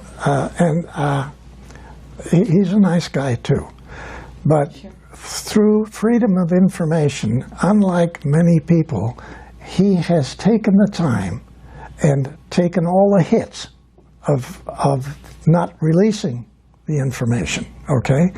And then eventually getting substantiation for Admiral Riccobata, before he took over Naval Air Station San Diego, okay? Mm-hmm. He went to Lockheed, he went to Douglas, he went over to Northrop, he goes to North American. What is this all about? And 4 to 6 weeks later, Bill Tompkins takes packages to these people. What is this all about? That's now been verified through Freedom of Information that Michael Salas has got, and he's got a great deal more information. He's been pulling substantiation for the things we're talking about here, okay? Verifying it. And okay, but that doesn't explain why it took you that long to come forward. Who gave you the green light at a certain juncture, approximately 1 year ago, to come forward? Well, actually, it's not like what happened 1 year ago. That I don't even know what that answer is, because let's go back to the south part of Oregon and this Navy League Council that I set up in Oregon. And I had my ship models. I put them in the big mall. We could talk about it. There was an article in the paper that some people in downtown Medford, Oregon, were going to have a Navy League Council. And so I get the information in the paper, and then I have people calling us. I stood in the center of the mall 3 weekends. I had a little place there with documentation about the Navy League, and I got 70, 80 people within about 3 months, and we formed this Navy League Council. Okay, what year was this? This was 2009, 2007 time period, and I contact the commander, Naval Air Station, Naval Base, Washington, D.C., who's commander of Subgroup 9, the Boomer subs,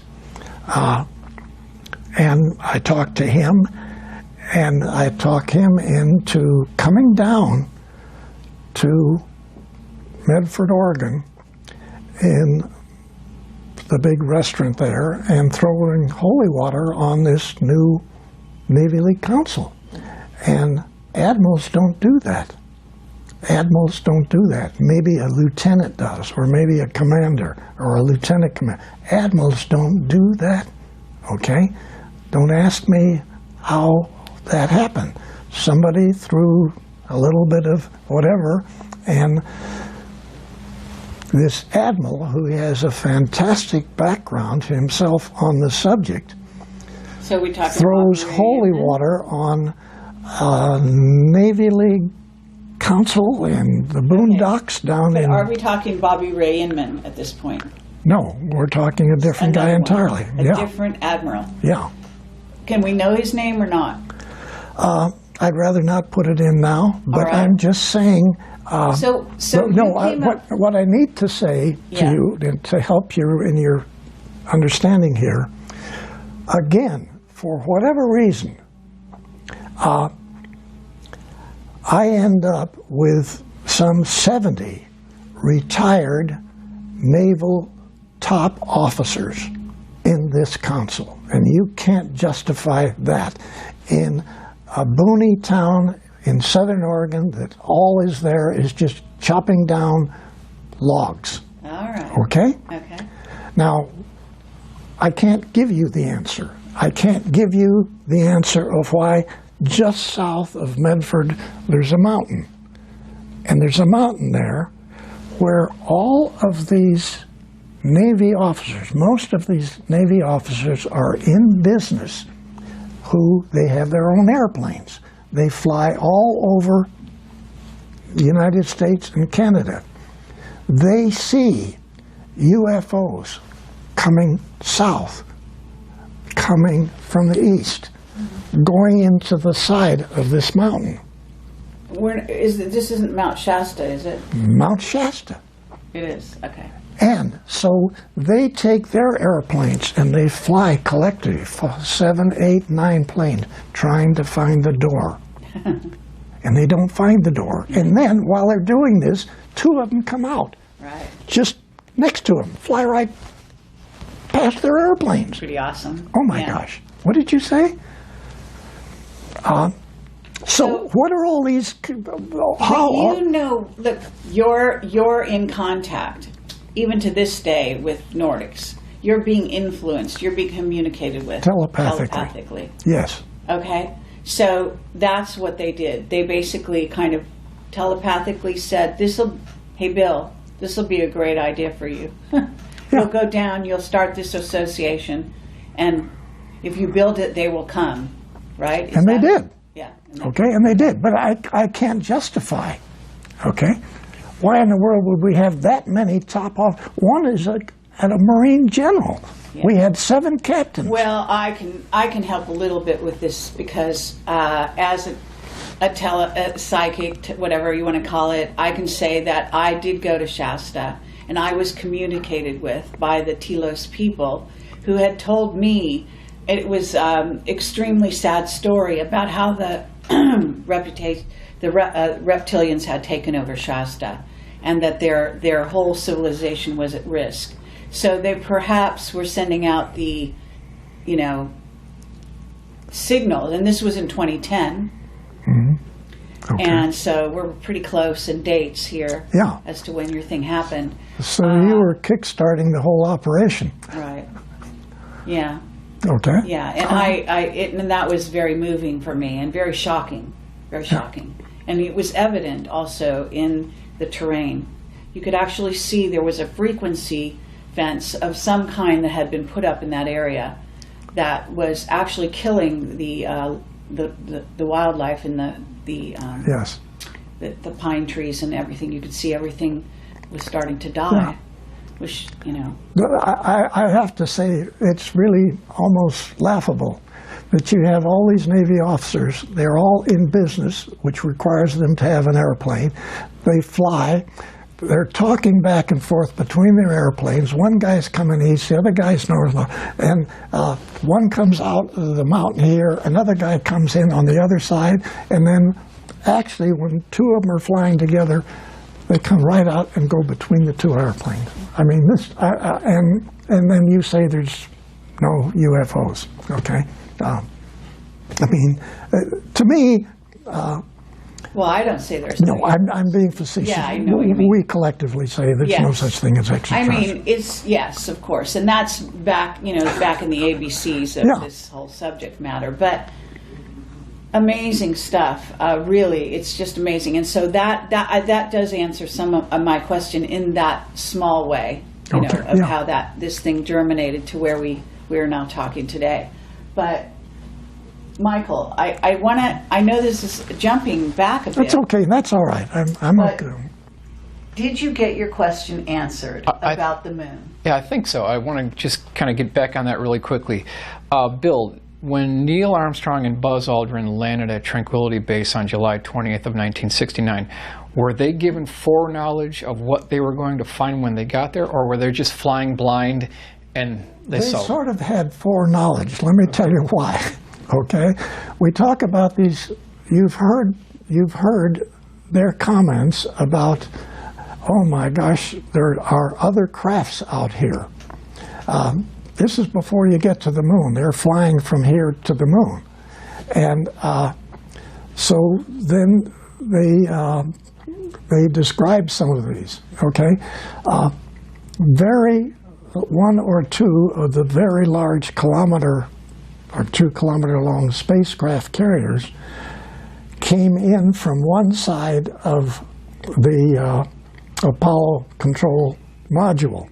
So the Apollo's coming here, this vehicle is coming in like it's going to go exactly into the vehicle, our vehicle. And of course it makes the turn, and you essentially get the feeling you're being given the finger, okay? So you go on, you make your rotation around, you get all set up and to land. And So as you're landing from down behind the crater, these vehicles come up and park. Okay?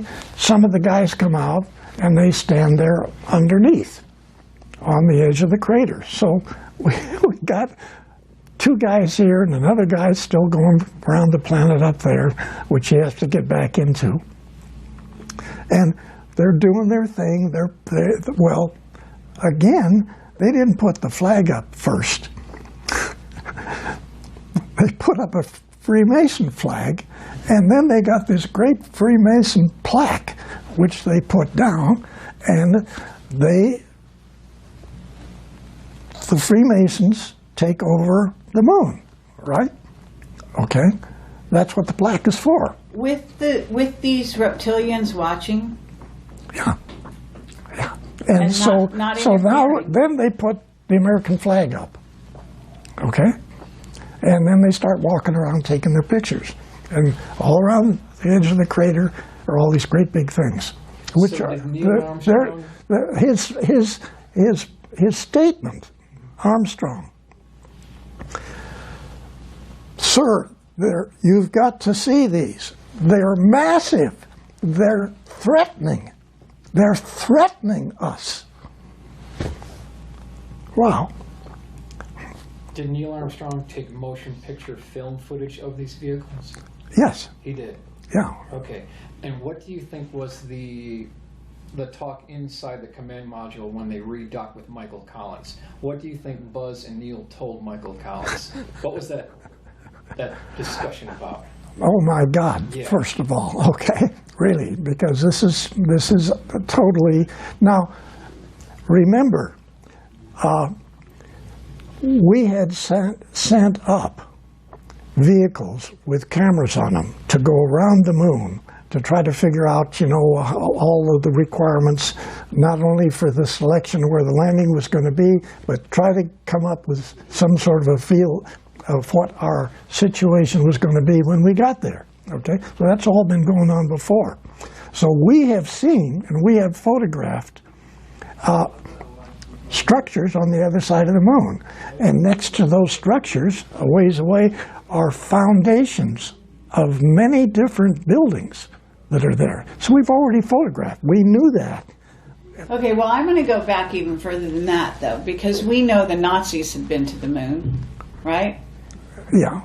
You admitted that. And not only that, but one of my witnesses, Mark Richards, is Captain Mark Richards from the Secret Space Program, from Space Command. He is a Navy, he was a Navy officer on the side of the Navy. And he was, I don't know if you've ever heard of one of the craft that he was famous for flying, which is called Minerva, which is an artificially intelligent craft. Vehicle that very few people can apparently even interact with, let alone drive. Yeah.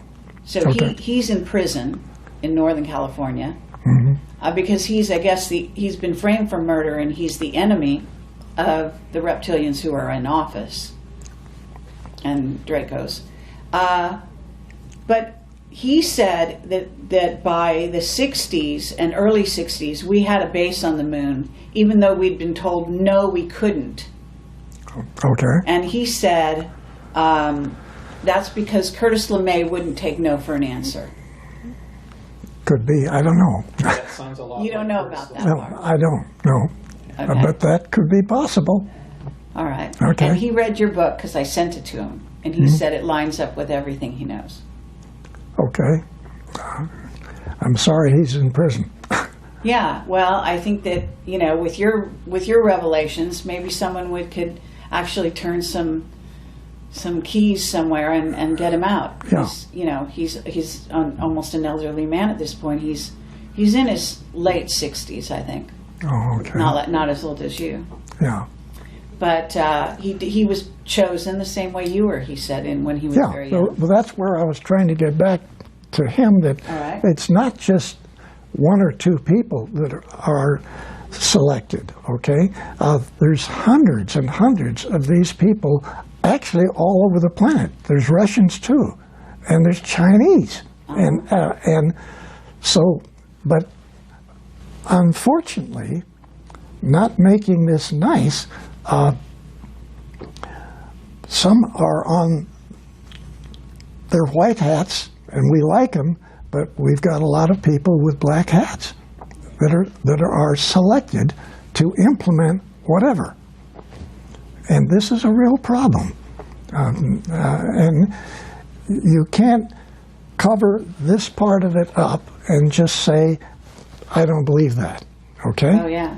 We are stuck with situations, plural, not one, but situations with which we don't have control over.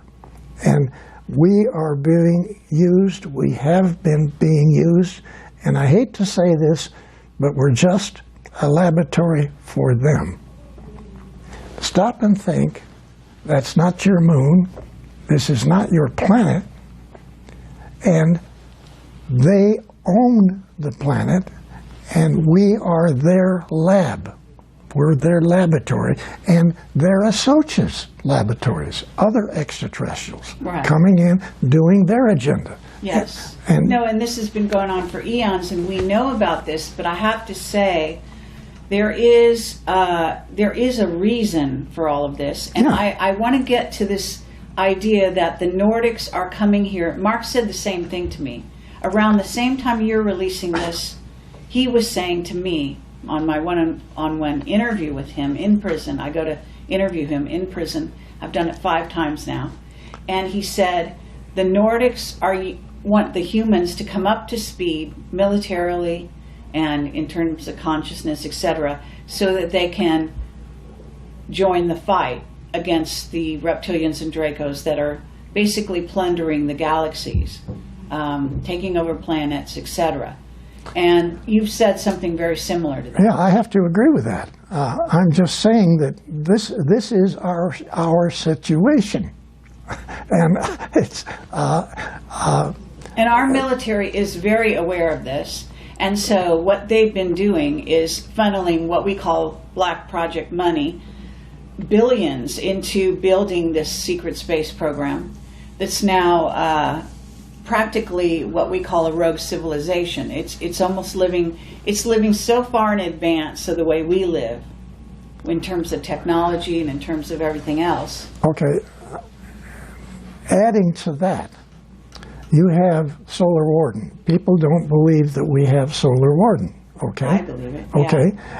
But it is 8 Navy space battle groups with destroyers, cruisers, other vehicles, support vehicles, transports, trucks, all kinds of stuff. They're operating off of Nordic bases, okay? Their families, their children, live in Nordic facilities. They go to Nordic restaurants for food. Just like the 6 people in Lockheed, which are here, working, or they have their own facilities in an area in Burbank. Those 6 fellows have wives and children. They're in the public schools there. They go to restaurants, and they nobody go. Knows their names. And the manager of that 6 group, they are. They have their own mission, which again is talking about this region of the galaxy, this arm, and so they could just as well have been on board the moon facilities, but they're local, and yes, once in a while they help the skunk works, but that's not their job. They're not contracted. And okay, he lives 3,700 comparable years, and so do the children, the wife, okay? The children go to the schools, but every hour they put in class, they're being taught telepathically their own information, because they can finish a 4-year college degree by 9 years old. Mm-hmm. Okay? Sure. And they're right here in Burbank. Now, yes, we've got all this other stuff out there, too, that's being operated in the same manner. And those people are, they're not necessarily here as a contract to help Lockheed, but yes, they do once in a while talk with the skunk works, make side issues, make side suggestions. Okay, but what about you? Because you're 93 years old. Were you not offered to live 3,000 years, or did you? What's your relationship with them? Are they just giving you upgrades so you lasted even this long, or are they gonna allow you to leave the earth and leave this body, this vehicle, and go back and join them? Let's talk for a minute about extended life. Yeah. Okay? Now, extended life didn't start here in the United States last week. Okay? Mm-hmm. Extended life was even implemented into the information that the Draco reptilian group educated some of the German people. So, no doubt about it. Now, so again, you say, well, what's extended life? Extended life was heavily involved in the secret think tank inside of Douglas. Okay, another subject. But then at TRW, where I worked later on, it was a really big program. I mean, really big program with hundreds of people involved. Okay? But even before that, the Nazis were reverse aging people. Yes. I have a witness about that, who actually said Werner von Braun was one of them.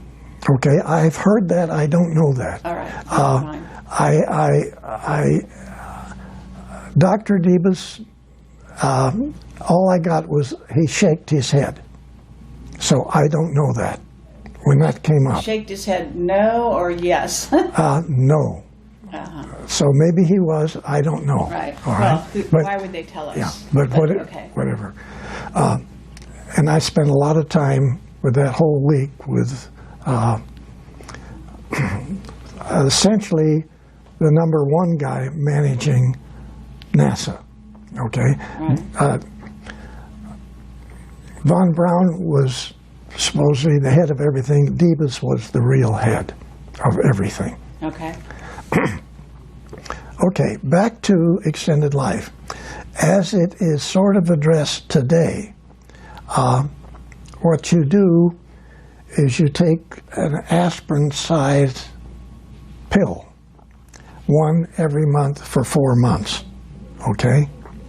Or it could be an injection. Immediately you start feeling much better, okay? Immediately you start feeling much better. At the end of, or probably way before 4 months, the guys revert back to the latest number is 29. I've heard 23, I've heard all different dates, but say you go back to 29. So you've got everything physically that you had at that age, muscular, everything. And the young ladies go back to 21, okay? You have everything that you had at that point, plus you have a minimum of 400% greater capability of your brain, okay? Okay, so that you have said that on other shows. Now I want to know, again, what's their relationship with you? Are you going to take one of those pills one of these days? I want to sign up for the program. You do? Yeah, I want to sign up with a program. I want my wife to sign up for it. I want my son to sign up. I want my daughter and their families to sign up, okay? But is there a but in there somewhere, or is that fine, or have you gotten an, okay on that? Or? I haven't been able to sign up yet. Okay? But I'm just saying That's a very real program. It has accomplished both men and women to move partway back. Not the full 400% of the mine, but like 350, okay? The plan is 400% maximum, maybe 800% greater use of the brain. Obviously, what the Nordics are already using, okay, because the Nordic guys and girls go to 3,400 years. Come on, comparable years. So this is, again, part of our problem here, because we're being taught by the reptilians lies. We're being taught incorrect information, even incorrect astronomy. Yes. Everything is incorrect. Yeah. This is insane. Okay, but one footnote. The Anunnaki that Zecharia Sitchin talked about, the Anunnaki are these reptilians, are they not, in most cases? Yeah. But there are some positive Anunnaki, are they not? Aren't there? In other words, that have started to change their ways, let's say. Yes, and we got these blue people too. They got a little hair on their legs, but they're nice people. Okay, they're helping. And they're very tall. Yes. Yes. And but I've been in touch with them as well. In cool. India. Wonderful. They're good people. Yeah. Wonderful. Yeah. But we're just talking about 2s and 3s here. We've got, documented 23 different types of extraterrestrials, most of them being good people, okay? But then we've got these massive capability with facilities of the Draco extraterrestrial side that, they're controlling.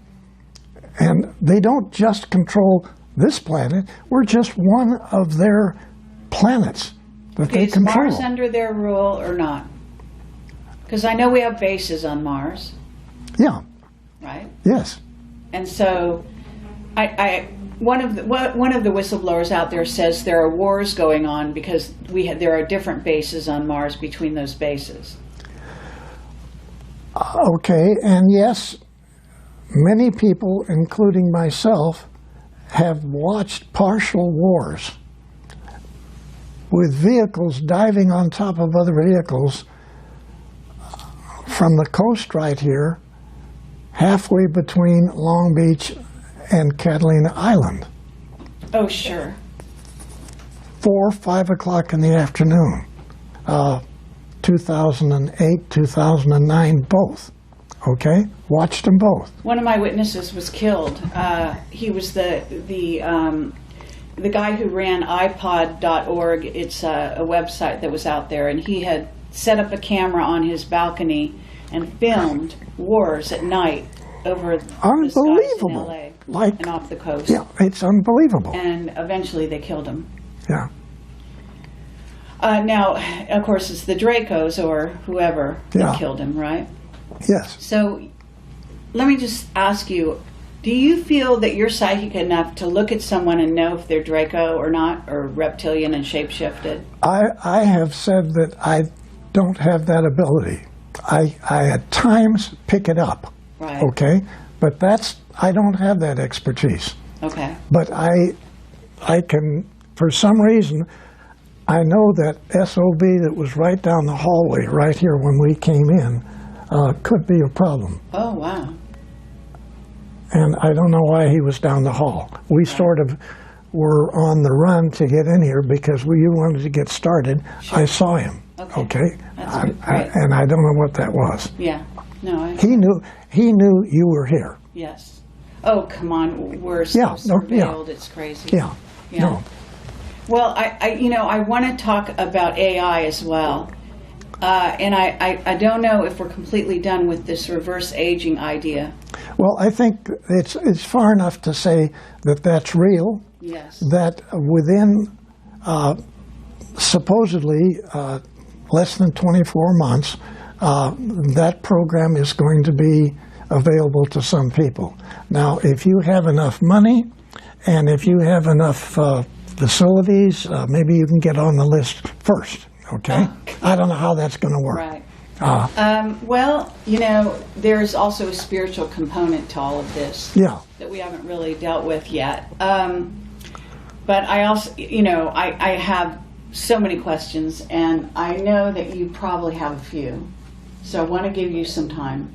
So at a certain point, we got to manage our time. Okay. So one last question in regard to this whole sort of scenario in, Draco, reptilians, etc. Mark Richards talks about the raptors as being a group of reptilians that went off planet after the dinosaurs. That when they said the dinosaurs went extinct, they didn't actually go extinct, but they're a certain group of them, from what I understand, went underground and stayed here, and then a certain group actually left the planet, and they're called the raptors. Have you ever heard about the raptors? I've only heard what you've just said. Okay, and that they have aligned themselves now with our Navy and Air Force. They're closest to the Air Force, and that they're working with us because their queen was basically told, in essence, that their trajectory of their race would be more positive if they align themselves with humans in a positive way instead of continuing to eat us. Okay, I guess I don't know that. I'm not familiar enough with it. But you do know that reptilians and Draco, the blood sacrifices, the whole Luciferian thing, the kids being killed and eaten, that humans have been eaten and taken off planet, et cetera, and used for slaves in other colonies, etc. I hate to say that, but that's far worse than what you've just said. It's far worse. Yes, far worse. Far worse, yeah. And that the whole blood situation is it's unbelievable, and right. I don't know how we say that to the public. I don't know how.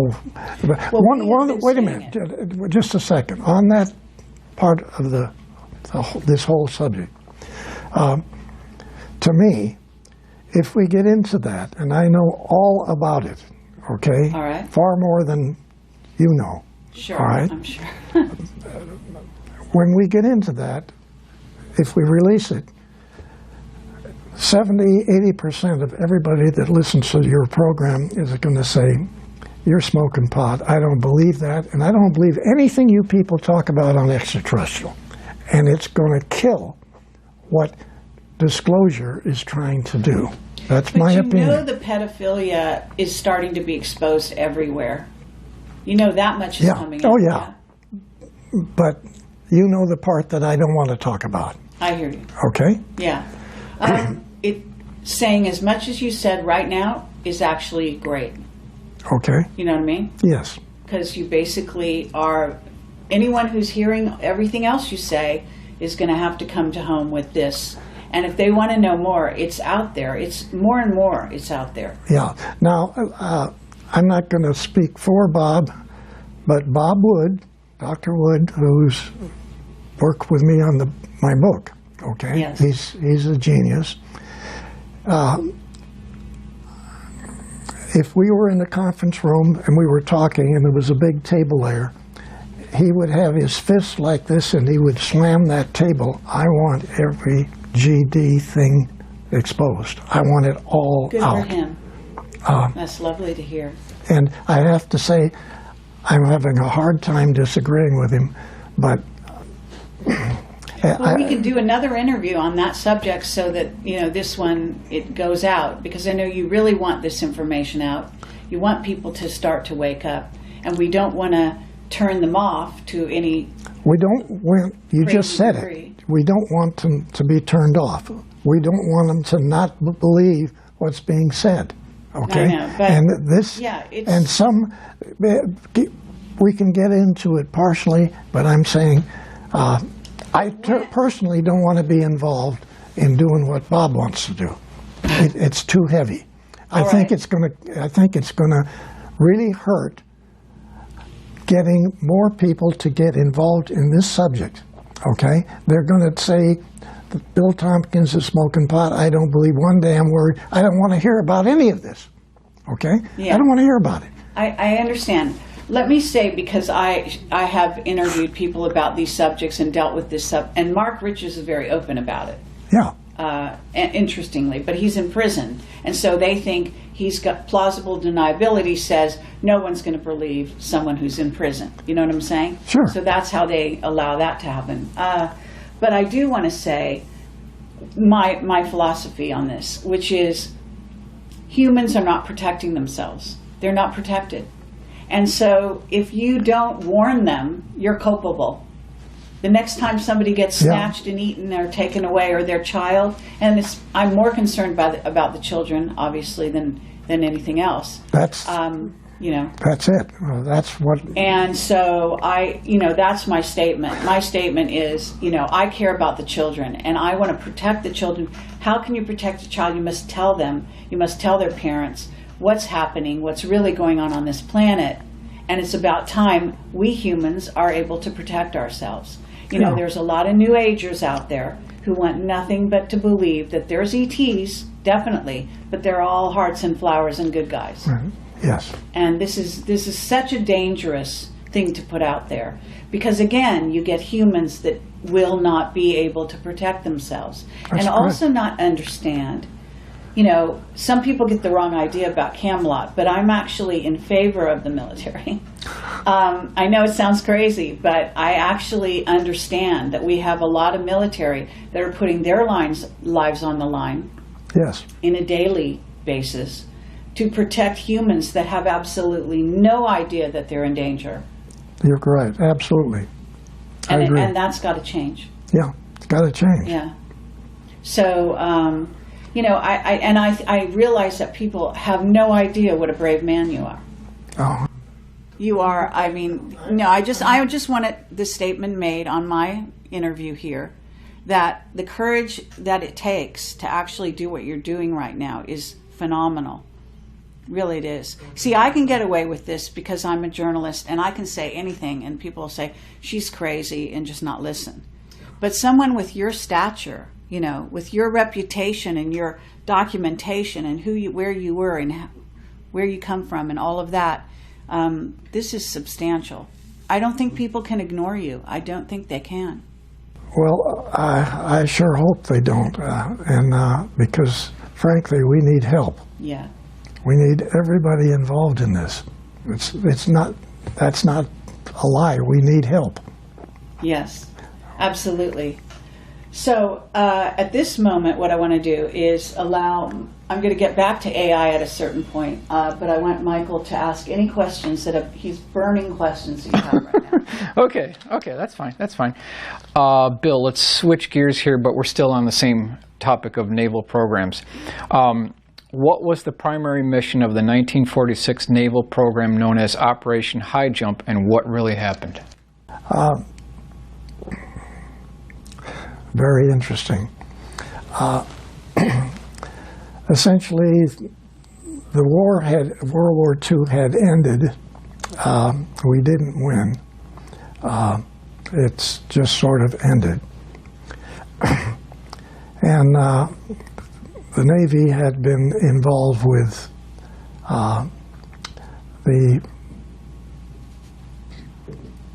the German facilities in Antarctica and the Draco reptilian facilities in caverns in the Antarctica. And this program was well accepted. And then when Paperclip took place, this is where many of the German elite technical people left Germany and went to their facilities in Antarctica. Some of them went to Russia, some went to England, and a large number of them, Von Braun and Dr. Debus and their people, came to the United States. So there's an admiral called Admiral Nimitz, and he got with another Navy admiral, and they formed the largest U.S. Navy battle group that we had ever had, with the number of ships and the number of facilities, personnel. There was over 400 airplanes involved. Many of them were enormous flying boats, PB-3s, TBFs, which were all in this battle group that went to our South Pole to clean up the mess down there, okay?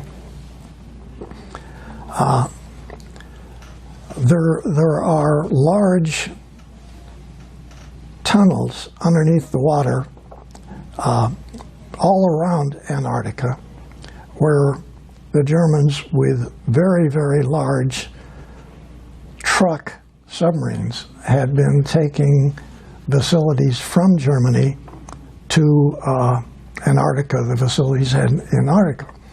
So everybody said, we got paperclip here in the United States, but you don't realize that 60, 70%, even slave labor personnel, were put in these submarines and taken back to Antarctica through these big tunnels to very large facilities.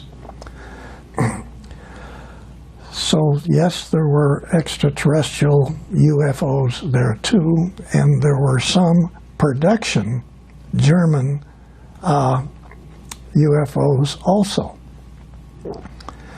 So when we got within what you would call battle range of Antarctica, we had already flown half of our aircraft to the other side of Antarctica with the facilities to enter the mainland from the other side. We were going to come in from essentially the Pacific side.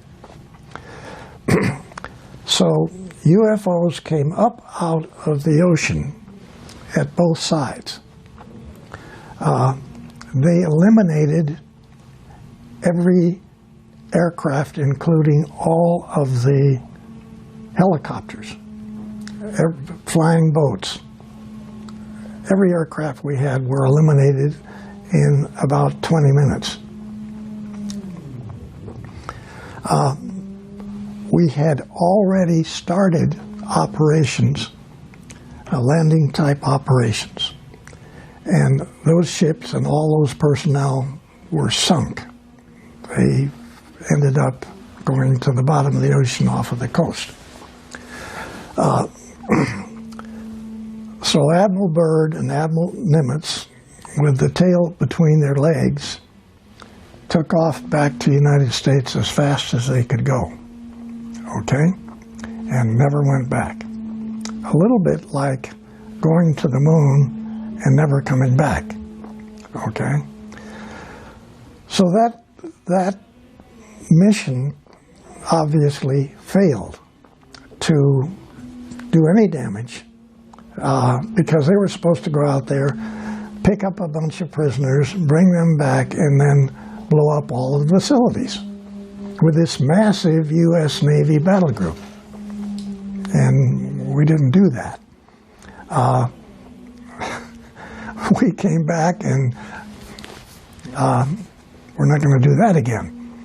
I think that basically says what the mission was and what happened, okay? And essentially, you haven't gone back again since, and you probably never will. So you don't have the capability to fight the Draco reptilian technical capabilities. But there are people going there. Yes. There are military going there. Yes. And they have also a telescope there that's supposed to be specially stationed to look for the incoming of Planet X or Nibiru or whatever. Well, they have a facility there like you have, your Air Force has at the Offutt Air Force Base in Omaha, Nebraska. There's a picture, a drawing that I made in the front of the book where it shows the command center, which is not a command center, what it is, it's a receiving center for information in this part of the galaxy. Right. For us. And then you have a separate command center that the Air Force has in that big mountain range. But the one we're talking about is like the Dracos have that the SS still uses, which is in Antarctica, and it's a controlling area of incoming vehicles that are not German or primarily not reptilian Draco-type facilities. They could be Nordic, and they don't want the Nordics there. So that telescope facility also has much greater capability than any telescope that we have, and we just had in the last couple of 3 months found out that there are 2 trillion galaxies out there. Wow. So we got better capability, as far as we're concerned. The ones that the Draco reptilian have in Antarctica is much bigger than that.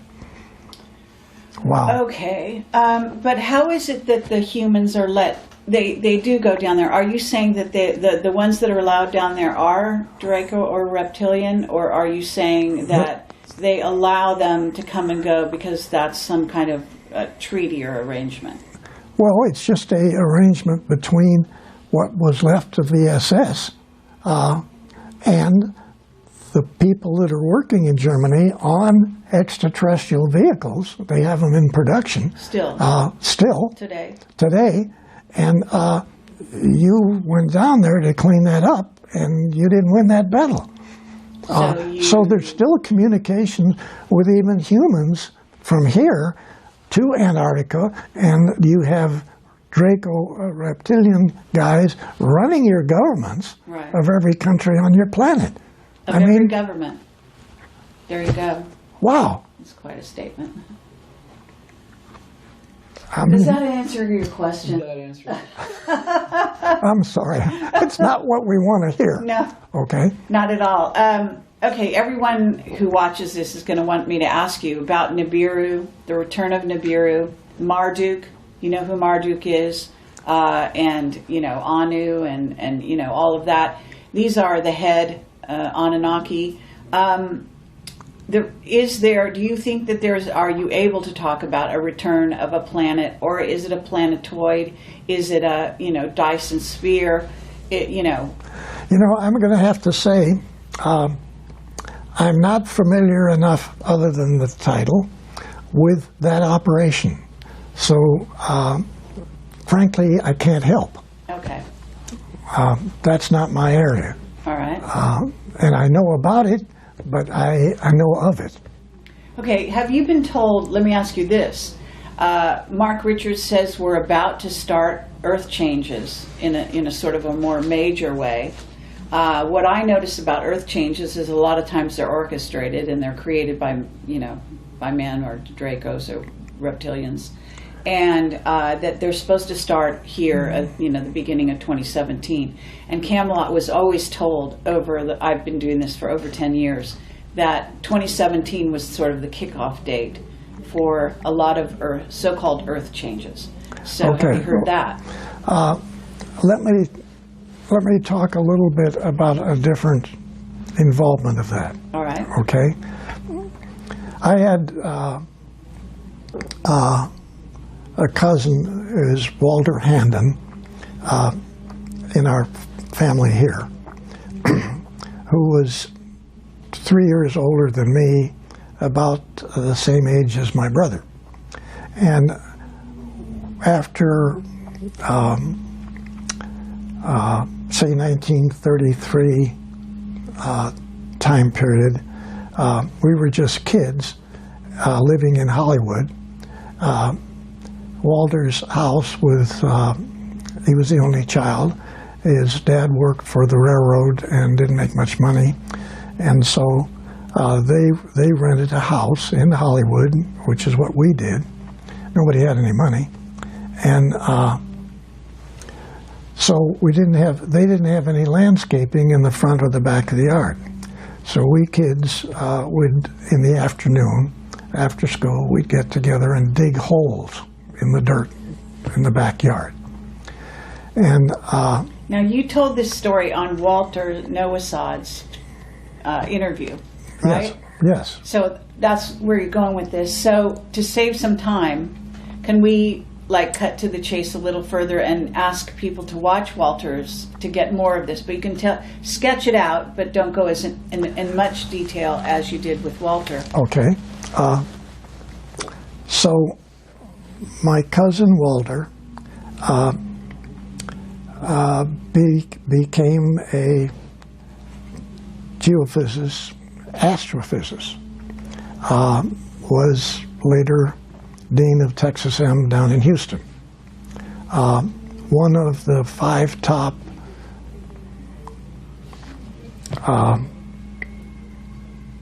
astrophysicists, I guess, in the country. And so he continued to come to California, and he would stay with us. We were living in San Fernando Valley, and I was working at TRW, and he was a consultant to TRW. And so TRW had astronomy and every other technical field going, with many different sub-laboratories working on it. And so we were very, very aware of the problems geologically with planet Earth.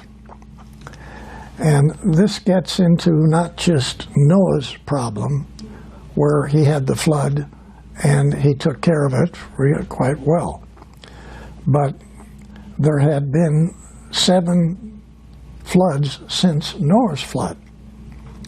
And one of those was really bad.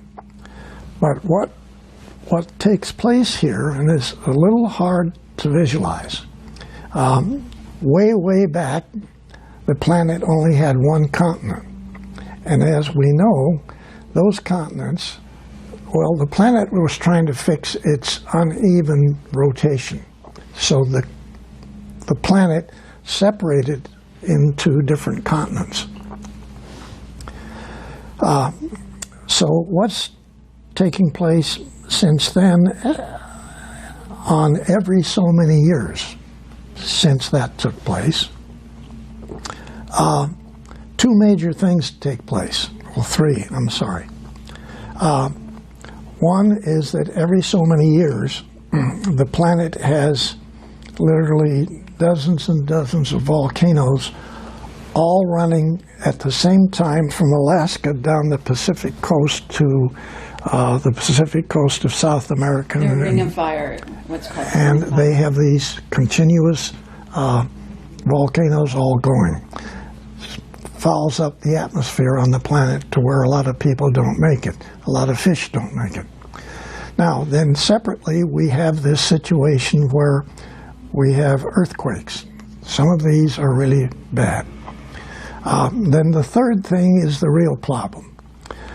Today, as we're talking, the Pacific plate is climbing up on top of the American plate, which would be the United States, and it's getting ready to push it down into the magma. And the same thing will happen in South America too. It'll climb up over South America and push the Andes and everything down into the magma. So not too many people live through these kinds of events. So essentially, planet Earth is not a really choice place to live from the geology standpoint. We know that there are hundreds of million galaxies out there. We know that there's millions and millions of stars in our own galaxy, and that there are millions and millions of other planets which are at supposedly the right location out from the star, not too close in, not too far out, rotating, which produce unbelievably 2 and 3 and 4 times the size of Earth, total Utipides, unbelievable planets, unbelievable atmosphere, gorgeous places to live, okay? So when the people in the secret think tank inside of Douglas were doing their studies, they came up with a thrust to review the geology of the planet, confirm the situations with the support of the Nordics of moving people off of the planet to other stars, planets that the Nordics are very, very aware of, and live their utopian lives. Okay?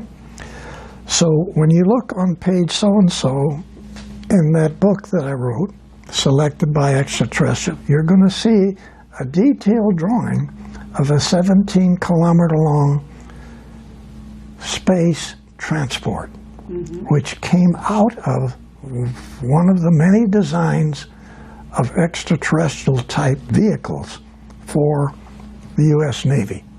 Okay?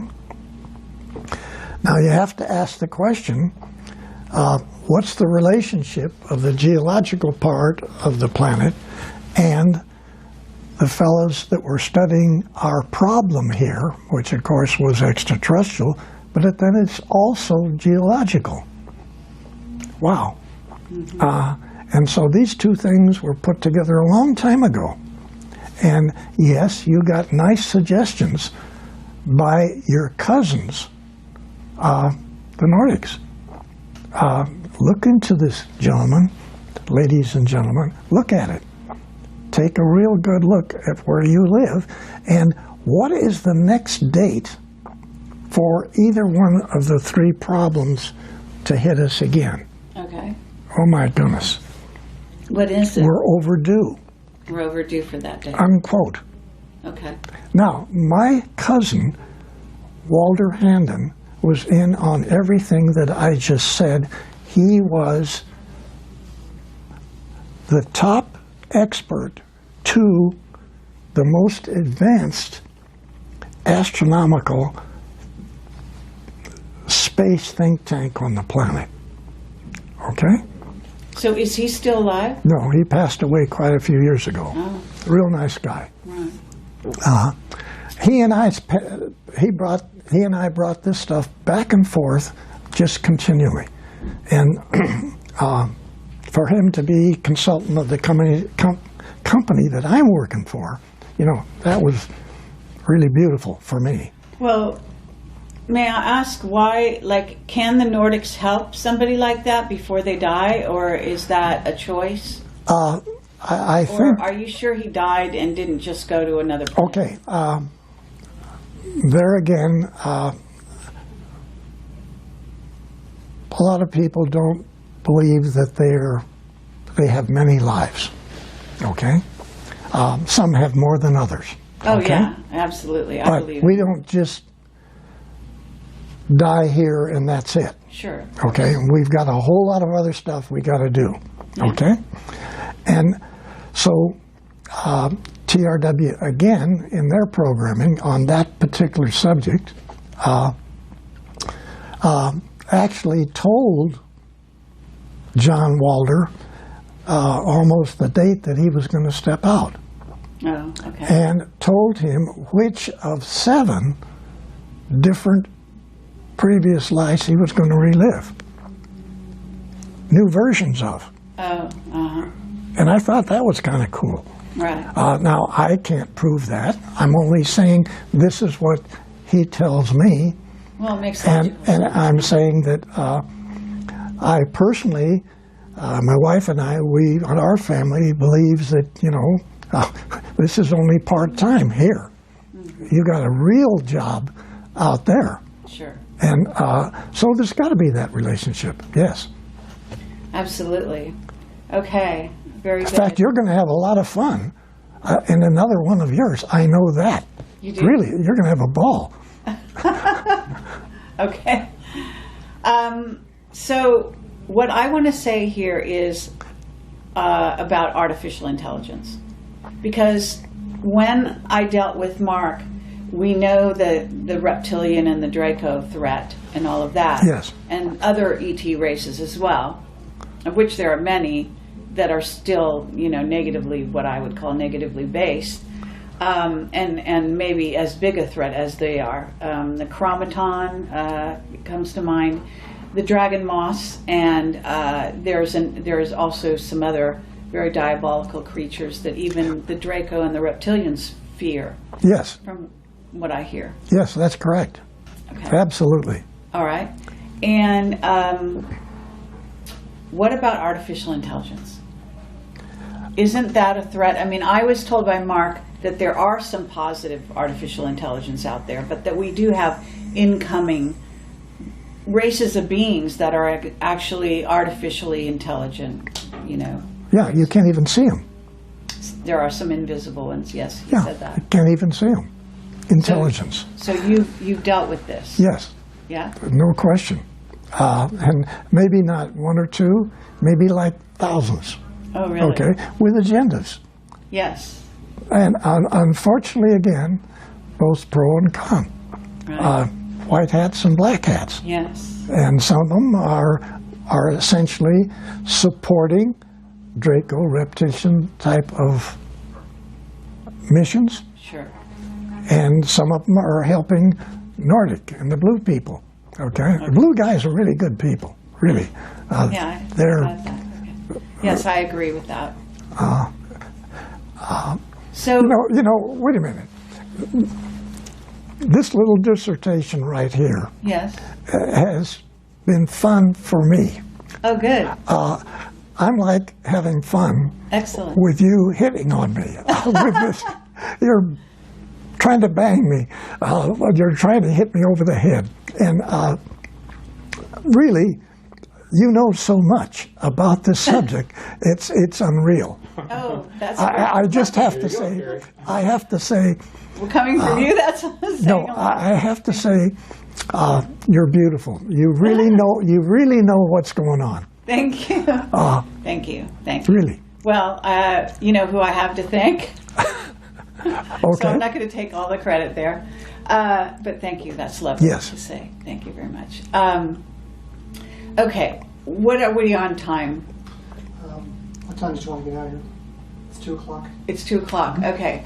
So we have kept you for a very long time. Okay. I can wrap this up here. I think Okay. maybe this is plenty of time for a person of your age, even Okay. though you're not always going to be this Yeah. age. Yeah. Get Right. that.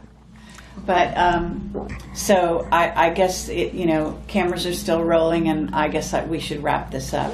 And I want to say thank you very I love much. you. Love you.